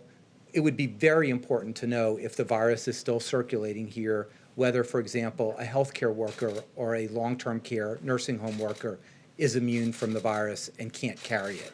Very, very important to protect our elderly in that situation. But also, if you haven't been exposed, to make sure that you really take precautions and maybe take care of the people who don't have the virus and you don't have the virus. So they're it's complex, but it's not complicated on how you go about looking this in different segments of society. And I don't want to take too much more time with the podium, but antibody tests are a different thing. They're coming. We're highly confident that this can be scaled very rapidly and provide us a bit of information we just don't have now. Jeff, go ahead. Mr. President, may I follow up on A what few you said? more, we'll do a few more. May I, And then Mike is taking over, and you're going to see some incredible work that's been done. Go ahead, please. may I please follow up on what you said with regard to Captain Crozier before? You said Yes. you didn't want to punish him for having a bad day. He had a bad day, or bad week. Does that But mean? I don't, yeah, I'm gonna look into it, and I also think our Navy Secretary, he's a highly respected man. So sometimes that happens with people, and I'll take a look at it. What do you mean by that? Would you consider He had a bad reinstating day him? when he sends a letter out, and he sends copies all over the place, and it's not a classified letter. And it was very disconcerting to the families of the people on the ship, very disconcerting. So number one, they get worried and scared. It was weak. We don't want weak.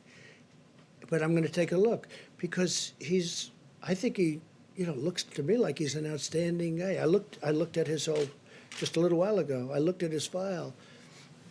And people have bad days, and we'll take a look at it. I guess my question is, what would you consider doing for him? Well, we'll take a look. I want to speak also to the Secretary. I also want to speak to Secretary of Defense, Mark Esper is doing a fantastic job. And we'll, maybe I can help the situation out. I mean, you guys are saying, why is the president getting involved and going? Well, I like to solve problems. It's a problem, I don't want to see men hurt, women hurt. I don't want to see people hurt unnecessarily. Maybe we can solve it easily where, it's not life-changing.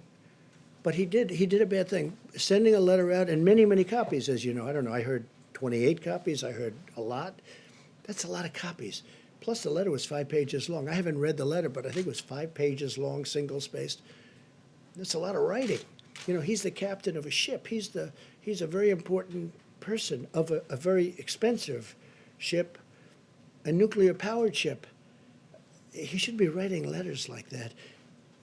But it happens. Sometimes I'll write a letter that I say, I wish I didn't send it.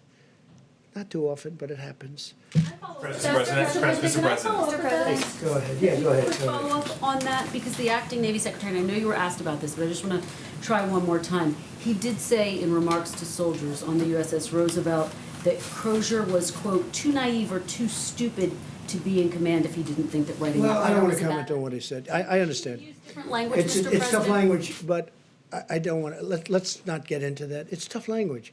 Now, there are some people that think, oh, wow, he says it like it is. Look, he made a mistake. He should not have sent that letter. Or he should have gone through his chain of command, which is the typical way of doing it. He's in the military. He's a very important person in the military. He knows it better than anybody in this room what he should have done. And I'm sure he feels he made a mistake. But I'm going to look into it, and I'm going to see maybe we can do something, because I'm not looking to destroy a person's life who's had an otherwise stellar career, as I understand it. I looked at his file just now because I've been seeing what's going on. If we can save a person's career, I don't mind going after a person if they did something wrong. And, but this was a mistake. He made a mistake. I'm not justifying what he did. He made a mistake. Shouldn't be sending letters. He's the captain. He's a very important person in the military. You don't send letters and then it leaks into a newspaper of all newspapers. That was a beauty, right? So you just don't do that. So it was a mistake. But I may get involved. I'll call Secretary of Defense and find out a little bit about it. And if I can help two good people, I'm going to help them. Mr. President, Sir, on the your pro- tone seems to have changed a little bit since Say Saturday. it. Your tone seems to have changed a little bit on the captain since Saturday. For the captain? Yeah, No, it is it hasn't. the I news mean, look. coverage, or did Okay, somebody ready? speak to you on his behalf? I said when you asked me and when the question was asked the last time, I said, shouldn't have sent the letter. I haven't changed. He should not have sent a letter. And it should have, if there's a letter, it should go classified, and it should go to his superior. And he shouldn't be jumping over his File, superior. sir. Did So somebody ask it you hasn't to? changed in that regard. The only thing that has played right up here with me is that I looked at his record. And he's been an outstanding person. If he wasn't, I wouldn't even be talking about this. He's been an outstanding person. He's had a very exemplary military career. I mean, you know, he started off as a helicopter pilot. They called him Chopper. His name was Chopper. He was a great helicopter pilot. It's a tremendous skill. I know a lot about helicopters. And then he went to F-16s or F-18s, and he was a tremendous pilot. And then he's very smart. He studied nuclear energy, and he was fantastic, and very few people have the aptitude, they have the mentality to do that. Nuclear energy is very complex, it's very hard. Very few people can do it, and he did it well. And then he became the captain of a nuclear ship, right? He became replacement cost, if you look at replacement cost, $18 billion a replacement cost, right? So he's got, on a replacement cost basis, an $18 billion ship. You know, the President Gerald Ford, very expensive. That's, you know, the nearest thing I can think of, but they're spending money on that one like nobody's ever seen. So he made a mistake. He made a mistake. And maybe we're going to make that mistake, not destroy his life. Okay, a couple of more. President, you mentioned medical professionals. You compared them to soldiers going out to the battlefield. Yeah. Many doctors and medical workers today, some have seen pay cuts. They're going into a certain environment where they're concerned about their own health, their families' livelihood, if something were to happen to them. Very much in my mind. As part of this phase 4, are you going to prioritize? Doesn't have to be phase 4. I think it could be a separate phase when it's all over. Right now, I don't think they want to think about it. These people don't want to think about it. These people are incredible. They're not thinking about how much am I getting paid. These people are incredible. I've seen it. I see the spirit. I hear about it all the time. From Mike, from the Admiral, I hear about it all the time. These people are incredible. When it's all over, I do want to seriously think, maybe in the form of bonuses. These people are, what they've done is incredible. I just admire the attitude, and I've said it. They walk into those hospitals and they are seriously, you know, one of the things that came up with the Comfort, the ship, is that when we fulfilled the request of Governor Cuomo and Governor Murphy, and they're going to be splitting up, but, you know, a lot of things happen to ships when you do this. You know, it's a lot of, they didn't want to do this. In fact, they specifically didn't want to do this. Have patients that were affected with this horrible disease or whatever, the plague, because frankly, it's a plague. That's exactly what it is. You'd read about it in the old days, the plague, and that's exactly what it is. But we're doing it. But when I see the bravery of these people walking through doors without their stuff, I mean, they're just getting, they're not standing outside, hey, let's get ready, they're running through doors, putting on the stuff that's not even on. I think it's incredible. I'm telling you, the nearest thing I can think of is soldiers in battle and soldiers going right into battle, because that's what they're doing. It's really, in many ways, it's the same thing. All right, how about one more? One quick question, Mr. President. You may have seen this, the Masters tournament has been rescheduled to November. 2 questions.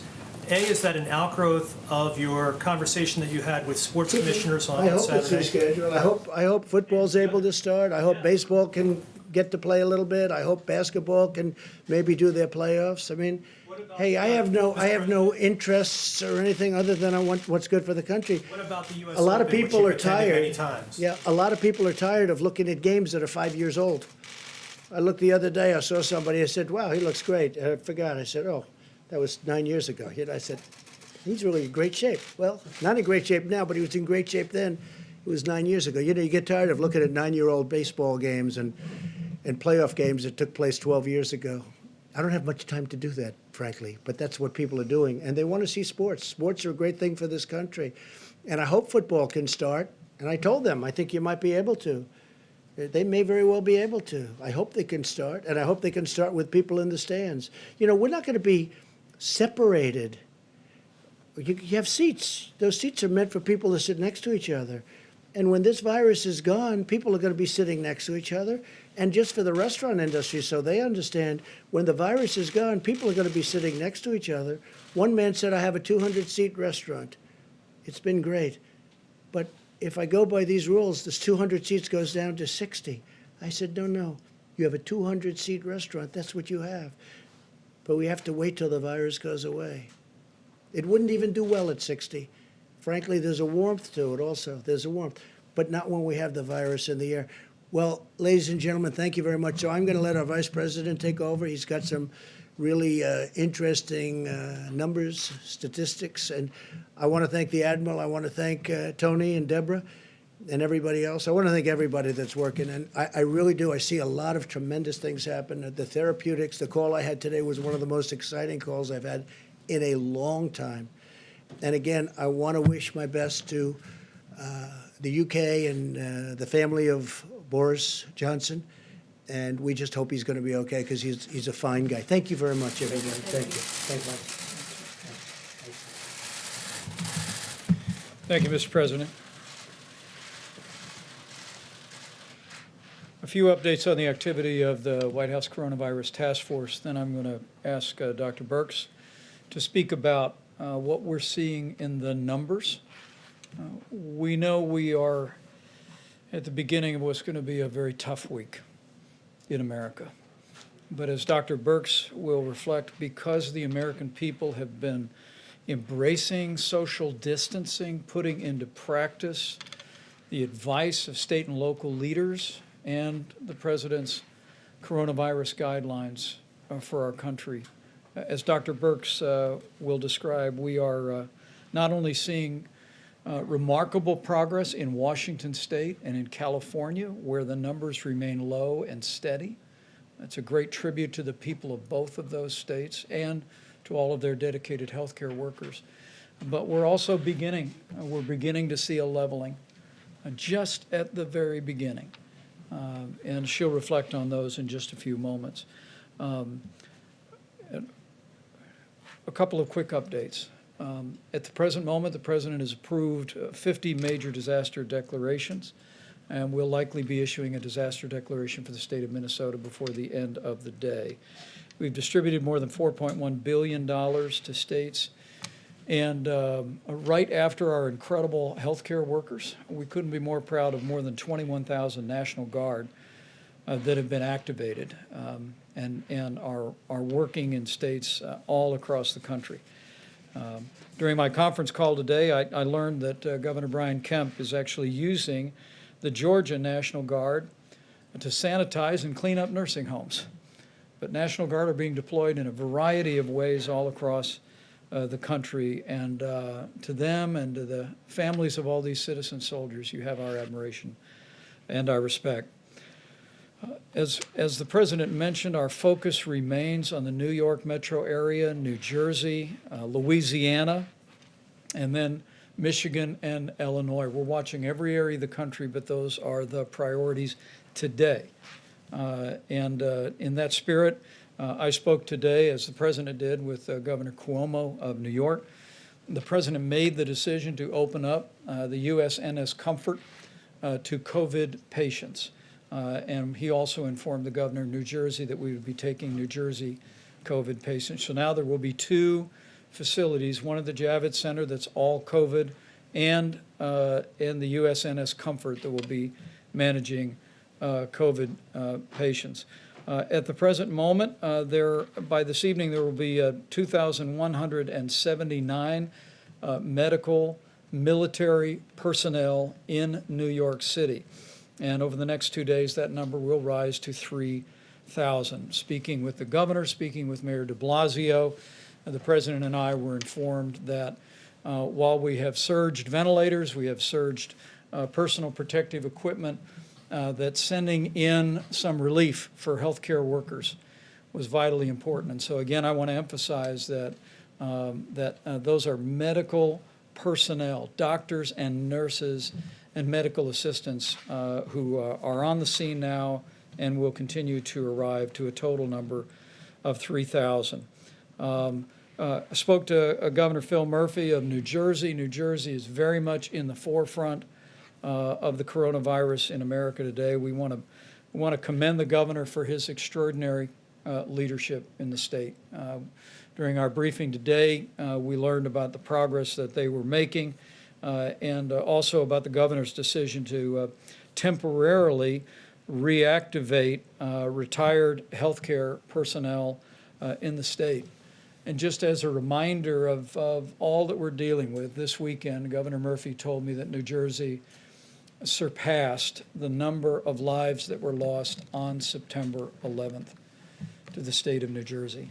And it breaks our heart to think of that. And our hearts go out to all of the families of the more than 10,000 Americans who have succumbed to the coronavirus.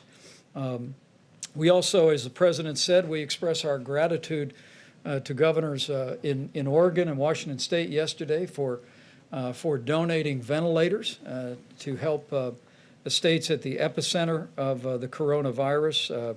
Governor Gavin Newsom of California donated 500 ventilators. And I just learned that those will be going 200 to the state of Maryland, 50 to the District of Columbia, 100 to the state of Delaware, 100 to Nevada, and we'll also be deploying the remaining 50 to the Northern Marianas Islands and to Guam. And we want to thank Governor Gavin Newsom. The state of California has provided extraordinary and compassionate leadership for their citizens. They're making progress. As the governor said the other day, they're not out of the woods yet, but the numbers speak for themselves, and the generosity of the people of California and the governor is gratefully received. Beyond that, before I recognize Dr. Birx, let me just say that at the beginning of this challenging time, we want to challenge every American to continue to do what every American can do. And clearly, what we see in Washington and California, and what we are just beginning to see elsewhere, is put into practice the social distancing recommendations of the coronavirus guidelines for America. Listen to your state and local authorities. We really do believe that while this will be a week of heartache, it also is a week of hope. And as we see some of the cases beginning to level just for a day or two, it is our hope that what we have seen begin in the greater New York area and even in Louisiana and elsewhere will become a trend. But it only becomes a trend if every one of us continues to take ownership and continues to do our part for this 30 days to slow the spread. With that, I'll recognize Dr. Birx for the latest data, and then we'll take questions. Thank you, Mr. Vice President. I think you heard very clearly our concern in the New York, New Jersey metro areas. This also includes Connecticut and Long Island. As we talked about, we did see a significant increase in Sussex County over the weekend. The weekend numbers are always difficult. I want to be clear on that because sometimes case reporting is not as accurate over the weekend. So we'll be watching very closely today's numbers and Tuesday's numbers. We're also very course focused on the New Orleans metro area, and that includes the 3 parishes of Jefferson, St. John's the Baptist, and New Orleans proper, and of course the Detroit area, which is Oakland and Wayne. As we mentioned before, we're continuing to track very closely out of concerns of it potentially reaching logarithmic phase in the Chicago metro area, the Boston metro area, the DC and Baltimore metro area, Indianapolis, the Denver area, and 2 regions of Pennsylvania, Philadelphia, and the Pittsburgh area, as well as Dallas and Houston in the Texas area. I had a very encouraging call because we also don't want to miss anything. Remember, I showed you a lot of states were very much under 25 and 50 cases per 100,000. There were a few standouts that we were concerned about, which was Vermont, New Hampshire, Idaho, and Montana. We had excellent calls today with their health commissioners, and they're they're on top of the situation. These were micro outbreaks that occurred due to ski events and weddings and nursing homes, and they were able to describe in critical detail the incidents and how they're tracking and tracing. So they are still doing full contact tracing through those areas, and I just want to applaud both a rural and metro problem, and I really want to applaud how many of the states that may have smaller populations are approaching this. That gives us encouragement of how we can talk about beginning surveillance activities at the same time we're following these very clear outbreaks and ensuring that there's full supplies based on the very granular data that we're utilizing. And I just want to thank the mayors and governors who get us that granular data and allows us to make these deep interpretations across all of the United States. We know each governor is concerned about their areas, but these metro areas cover different areas. So the Philadelphia area also includes southern New Jersey and Delaware, and so we have to really look at things very much as both the metro and the communities that surround those metros. And so all of those people, we ask you again throughout the United States to follow these very clear guidance. I want to just recognize both HHS, and you heard about the work that Admiral Giroir is doing, the work that Dr. Hahn and Administrator Seema Verma are doing, and also Administrator Engels in the work of HRSA to really ensure that our federally funded clinics are actively engaged in all of these aspects. But I also want to recognize the military, the medical corps, the nursing corps, and the medical subspecialty corps. These were my brothers and sisters for 29 years. It is highly unusual for the active force to be called into a domestic situation. I think that shows you how seriously we're taking this at the federal government level. In my 29 years in the military, I was never deployed domestically. So this is showing you how serious of an event we take this. If the military is deploying domestically, it is another reason for every American to be following these guidelines. Finally, CDC quietly launched a new website. It's if you go to cdc.gov and you go to COVID-19, you can find their surveillance data. This surveillance data is bringing together our influenza-like illnesses with their syndromic management databases so that you can track the respiratory disease across the United States. The states are used to using this system. It's in emergency rooms, it's in hospitals, it's in doctors' offices, and it gives you insight, and you can see very clearly influenza A peak. You can see the influenza B peak, and now you can start to see the respiratory disease from this current outbreak. These are the systems that exist within the United States that will be strengthened in order for us to do comprehensive surveillance. So I just want to assure the American people, while we're working on these outbreaks, we're also working on bringing new systems together that have a comprehensive look across the country, building on the strong work of CDC as a public health institution, so that we can work county by county, community by community, state by state, to really understand where this virus is and where it will be, but also as an early alert for us in the future. So I just want to assure the American people that as we're working on the crisis of today, we're looking to the future to ensure we have the systems in place to bring those early alert systems together while we work on the antibody testing and while we work on continuing spreading and increasing the diagnostic capabilities that you see presented here. Thank you. Thank you, Deb. And Admiral Giroir spoke several times when the president was with us, so he'll be here for questions, as Deborah Birx will. But Dr. Fauci, your thoughts, and then we'll take some questions. No, actually. Okay, I just wanted to, okay, I will. It related to something I said yesterday about that somewhat paradox of everything going up at the same time that the feeding into this engine of this virus is starting to show some signs. So Governor Cuomo today reported an interesting data from New York, namely that the number of hospitalizations, the number of admissions to intensive care, and the number of requirements for intubations over the last 3 days have actually started to level off. So again, everybody who knows me knows I'm very conservative about making projections, but those are the kind of good signs that you look for. You never even begin to think about claiming victory prematurely, but that's the first thing you see when you start to see the turnaround. That doesn't mean we don't have a lot of work to do. That tells me, instead of saying, that's pretty good, it's we got there through mitigation. We cut off the stream of people who ultimately required hospitalization, required intubation, required all of the kinds of extreme methods.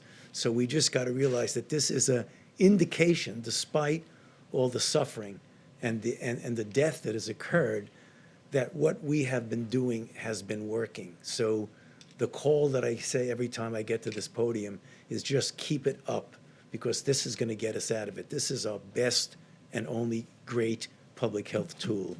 And are we starting to see that across many states? We're seeing the level of hospitalizations and deaths is lower than what we anticipated. Well, you're going to see it most dramatically, John, in a place like New York, where you see it goes up and peak, and then it will hopefully, and I think it will, come down. When you have places like Seattle, which and Washington State, who did a really good job from the beginning, it never really did that, so they were able to keep it down. And on the charts that Dr. Birx showed, when you saw California and Washington State, they were fortunate, they did a good job, that it never really got out of hand. So again, this is a big country, and you have a number of different metropolitan areas. I think if we do it right, you're going to see those who have not peaked will not peak, and those who have peaked, the New Orleans, the New York, New Jersey, Chicago, Detroit, and others, you're going to see the same thing if we keep our foot on the accelerator. Dr. Fauci, Further questions for the team? Yes, sir. I'm just following up Dr. Fauci's comment earlier about what it's like going to be coming back to normal, and until there's a vaccine, that there'll be gradual steps towards restoring normalcy.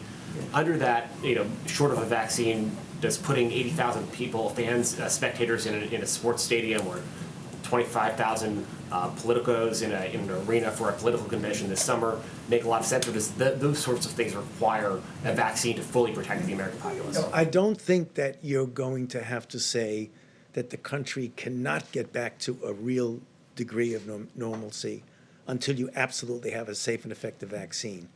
It will be really evaluating the kinds of things, and that's the reason why it was discussed up here, why it's so important to have an antibody test so you know what the penetrance is in society.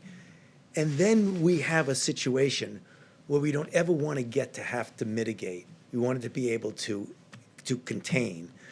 And by the time we have to face what's going to happen with this going back to normalcy, we will have in place the capability of identifying, isolating, contact tracing, so that it never gets out of hand.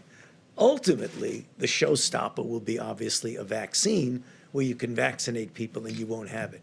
There's going to be another issue that's going to be important, and it has to do with somewhat of a comparison, for example, with influenza. We go through multiple cycles of influenza. There's always a degree of background immunity in the population.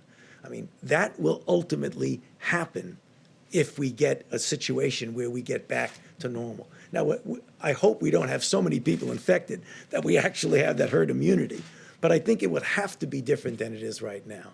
So again, remember when you say normalcy, I mean, we could get back normally, economically and otherwise, without necessarily saying we're going to forget about the virus. We have to pay attention to this because we've had a very bad experience with this virus. Dr. Fauci, can I follow up on that, please? Thank you, and this is for the Vice President, for Dr. Birx and Dr. Fauci, but can you give us a sense of, and I know you don't want to make any projections, but where we are with the numbers, because we saw that horrible number today, more than 10,000 deaths now in the U.S. Are we on track for those best case scenario numbers that you had laid out, the 100,000? Or are we potentially coming in lower than that at this point, given some of what you're seeing?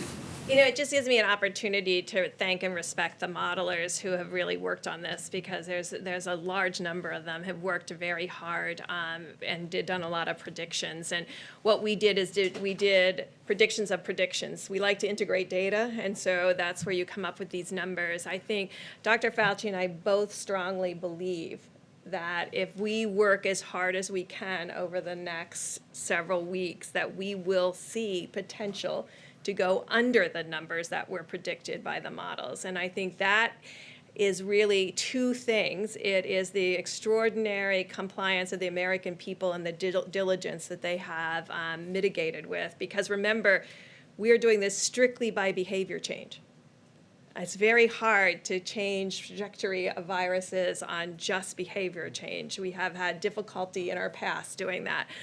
So that's what we're doing, and that's what the American people are doing. But the other side of that is the incredible insights that Washington State and others are providing on how to better care for the patients in the hospital. And so those two pieces are coming together that could have a dramatic impact on the predictions of the mortality from this disease. So I'm glad you asked that question, because I've said it a couple of times here. I want to say it again. Repetition is good. Is that models are good. They help us to make projections. But as you get data in, you modify your model. And I've always said, data always trumps models, always. So what I feel, and I believe that Dr. Birx also feels, that I don't think anyone has ever mitigated the way I'm seeing people mitigate right now. This has never happened in this country before. So I am optimistic, always cautiously optimistic, that if we do what I've been talking about over the past few minutes, we can make that number go down. I don't accept every day that we're going to have 100 to 200,000 deaths.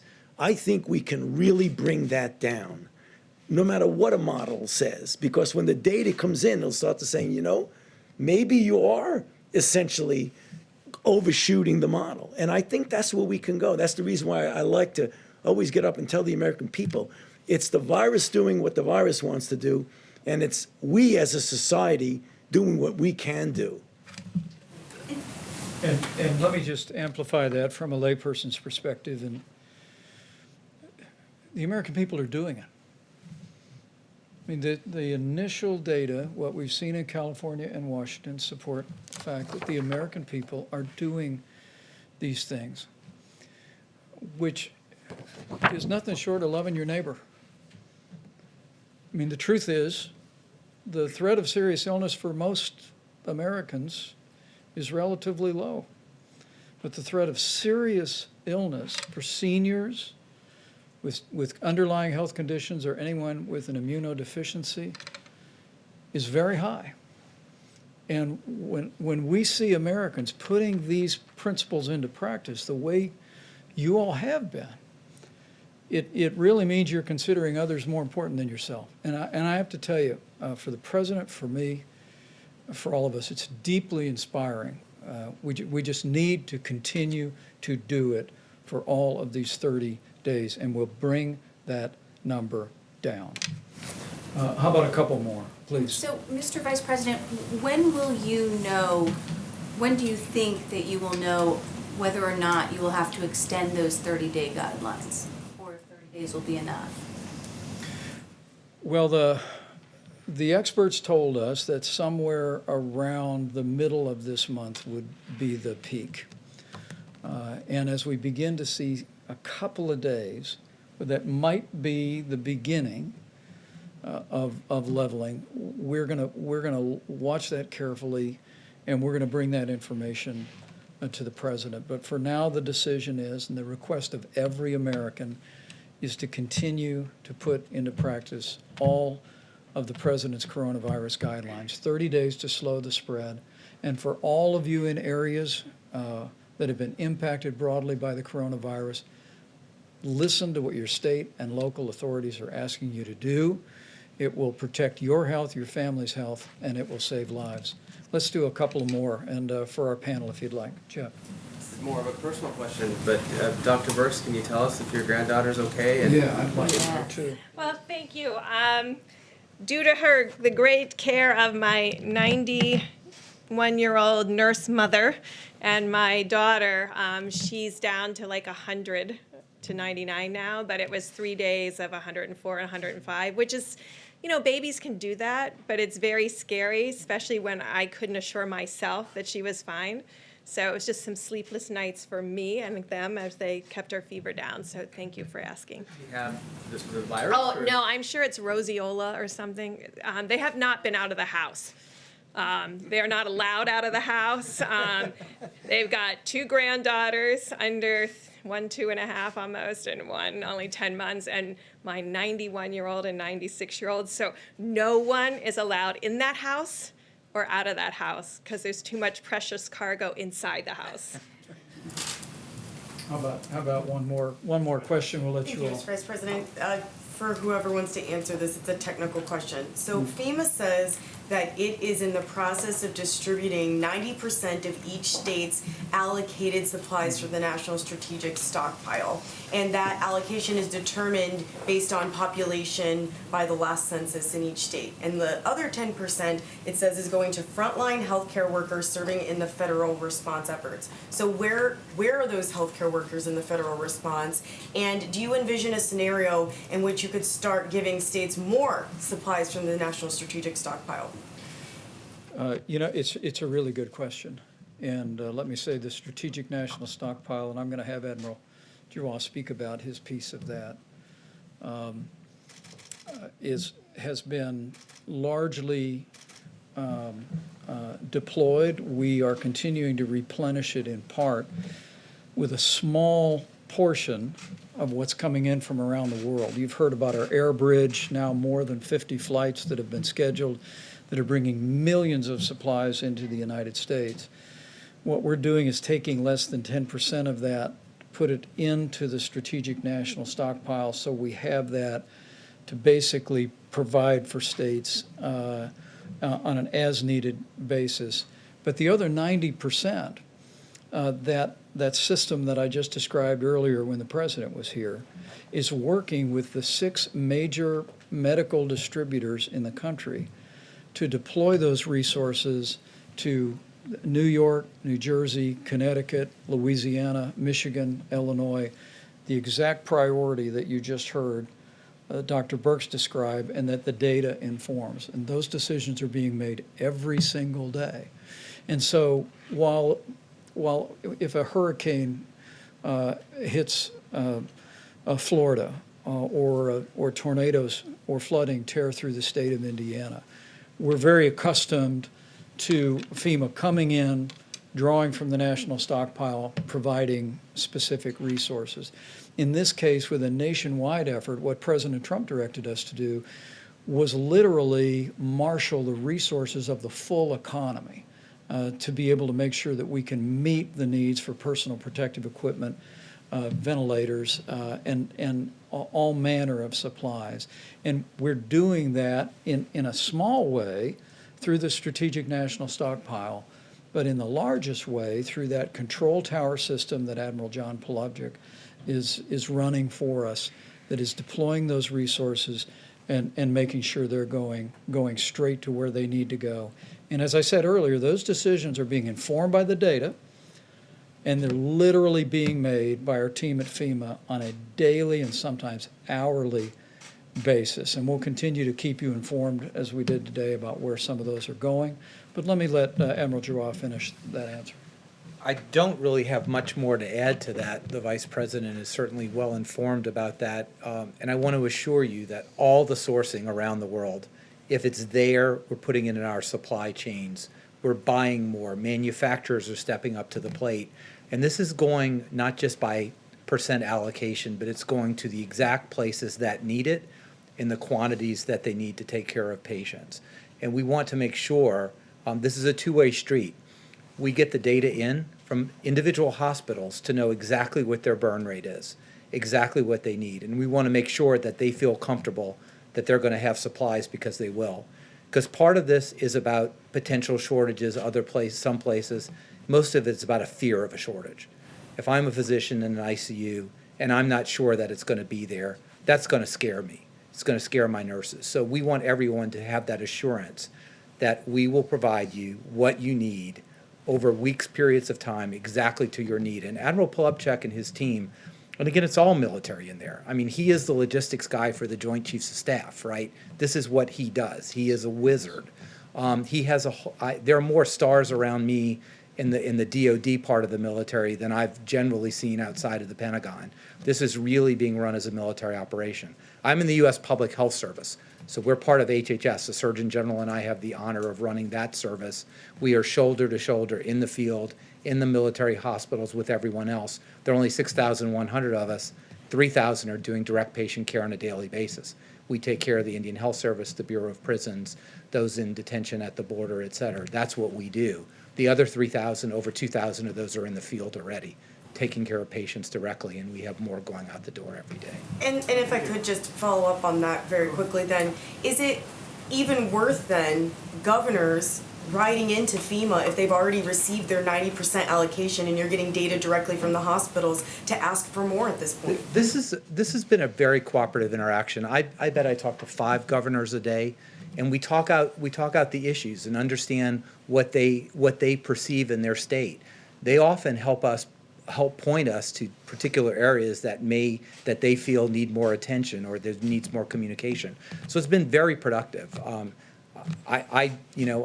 I have to look up what governor goes to what state because that's not my world, but it's been a very productive interaction. So I think all of this is necessary. I'm on almost every governor's call with the vice president. They're very meaningful, they're impactful, they're informative, they're communicative. We talk to each other, but then we do get down to the individual hospital level because when the rubber meets the road, you got to know what the docs, nurses, respiratory therapists, the people who clean the rooms are an important part of the team. I want them to come to every work saying, it's not that I clean a room, I'm saving lives today. And they are saving lives by keeping the viruses off the surfaces and reducing transmission. So you've really got to get that granular, and we're to a point with Admiral P's.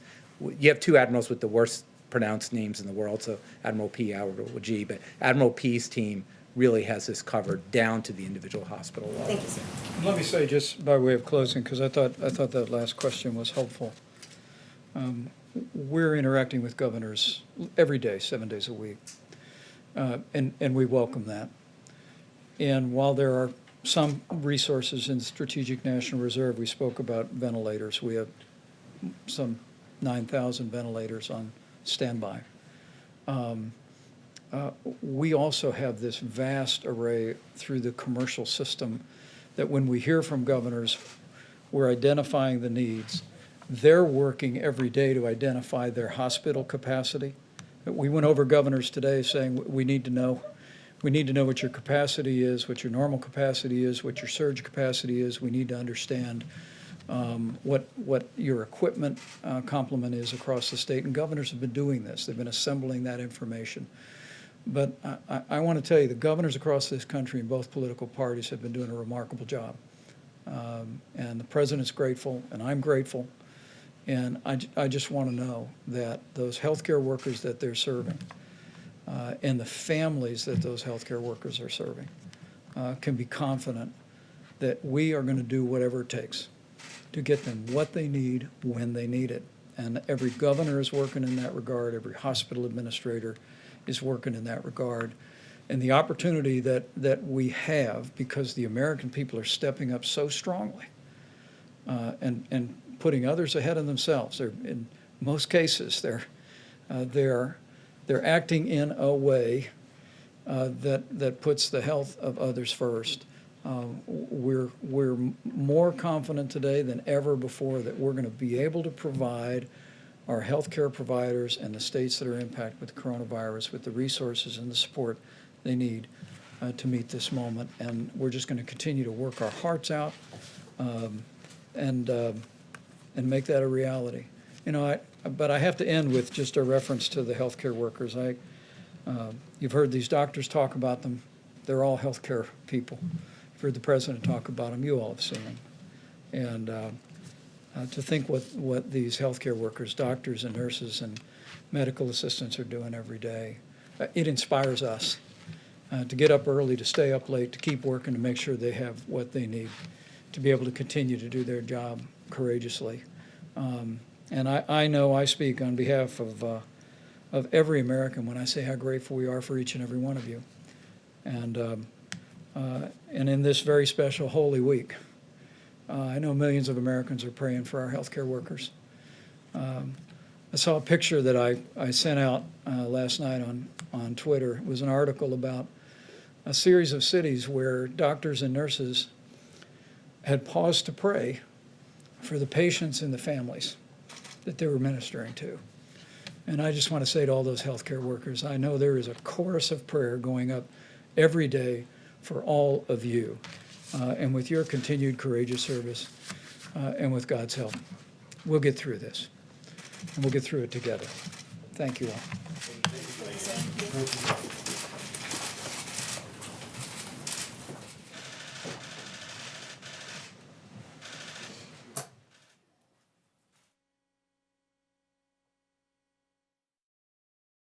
C-SPAN has round-the-clock coverage of the federal response to the coronavirus pandemic, and it's all available on demand at cspan.org/coronavirus. Watch White House briefings, updates from governors and state officials, track the spread throughout the U.S. and the world with interactive maps. Watch on demand, anytime, unfiltered at cspan.org/coronavirus.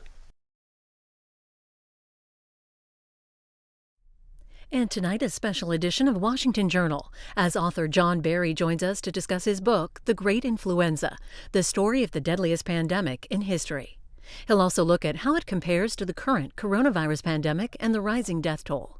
And we'll hear from Florida Congresswoman Debbie Wasserman Schultz, who looks at the coronavirus response in her state and district. That starts live at 8 p.m. Eastern on C-SPAN.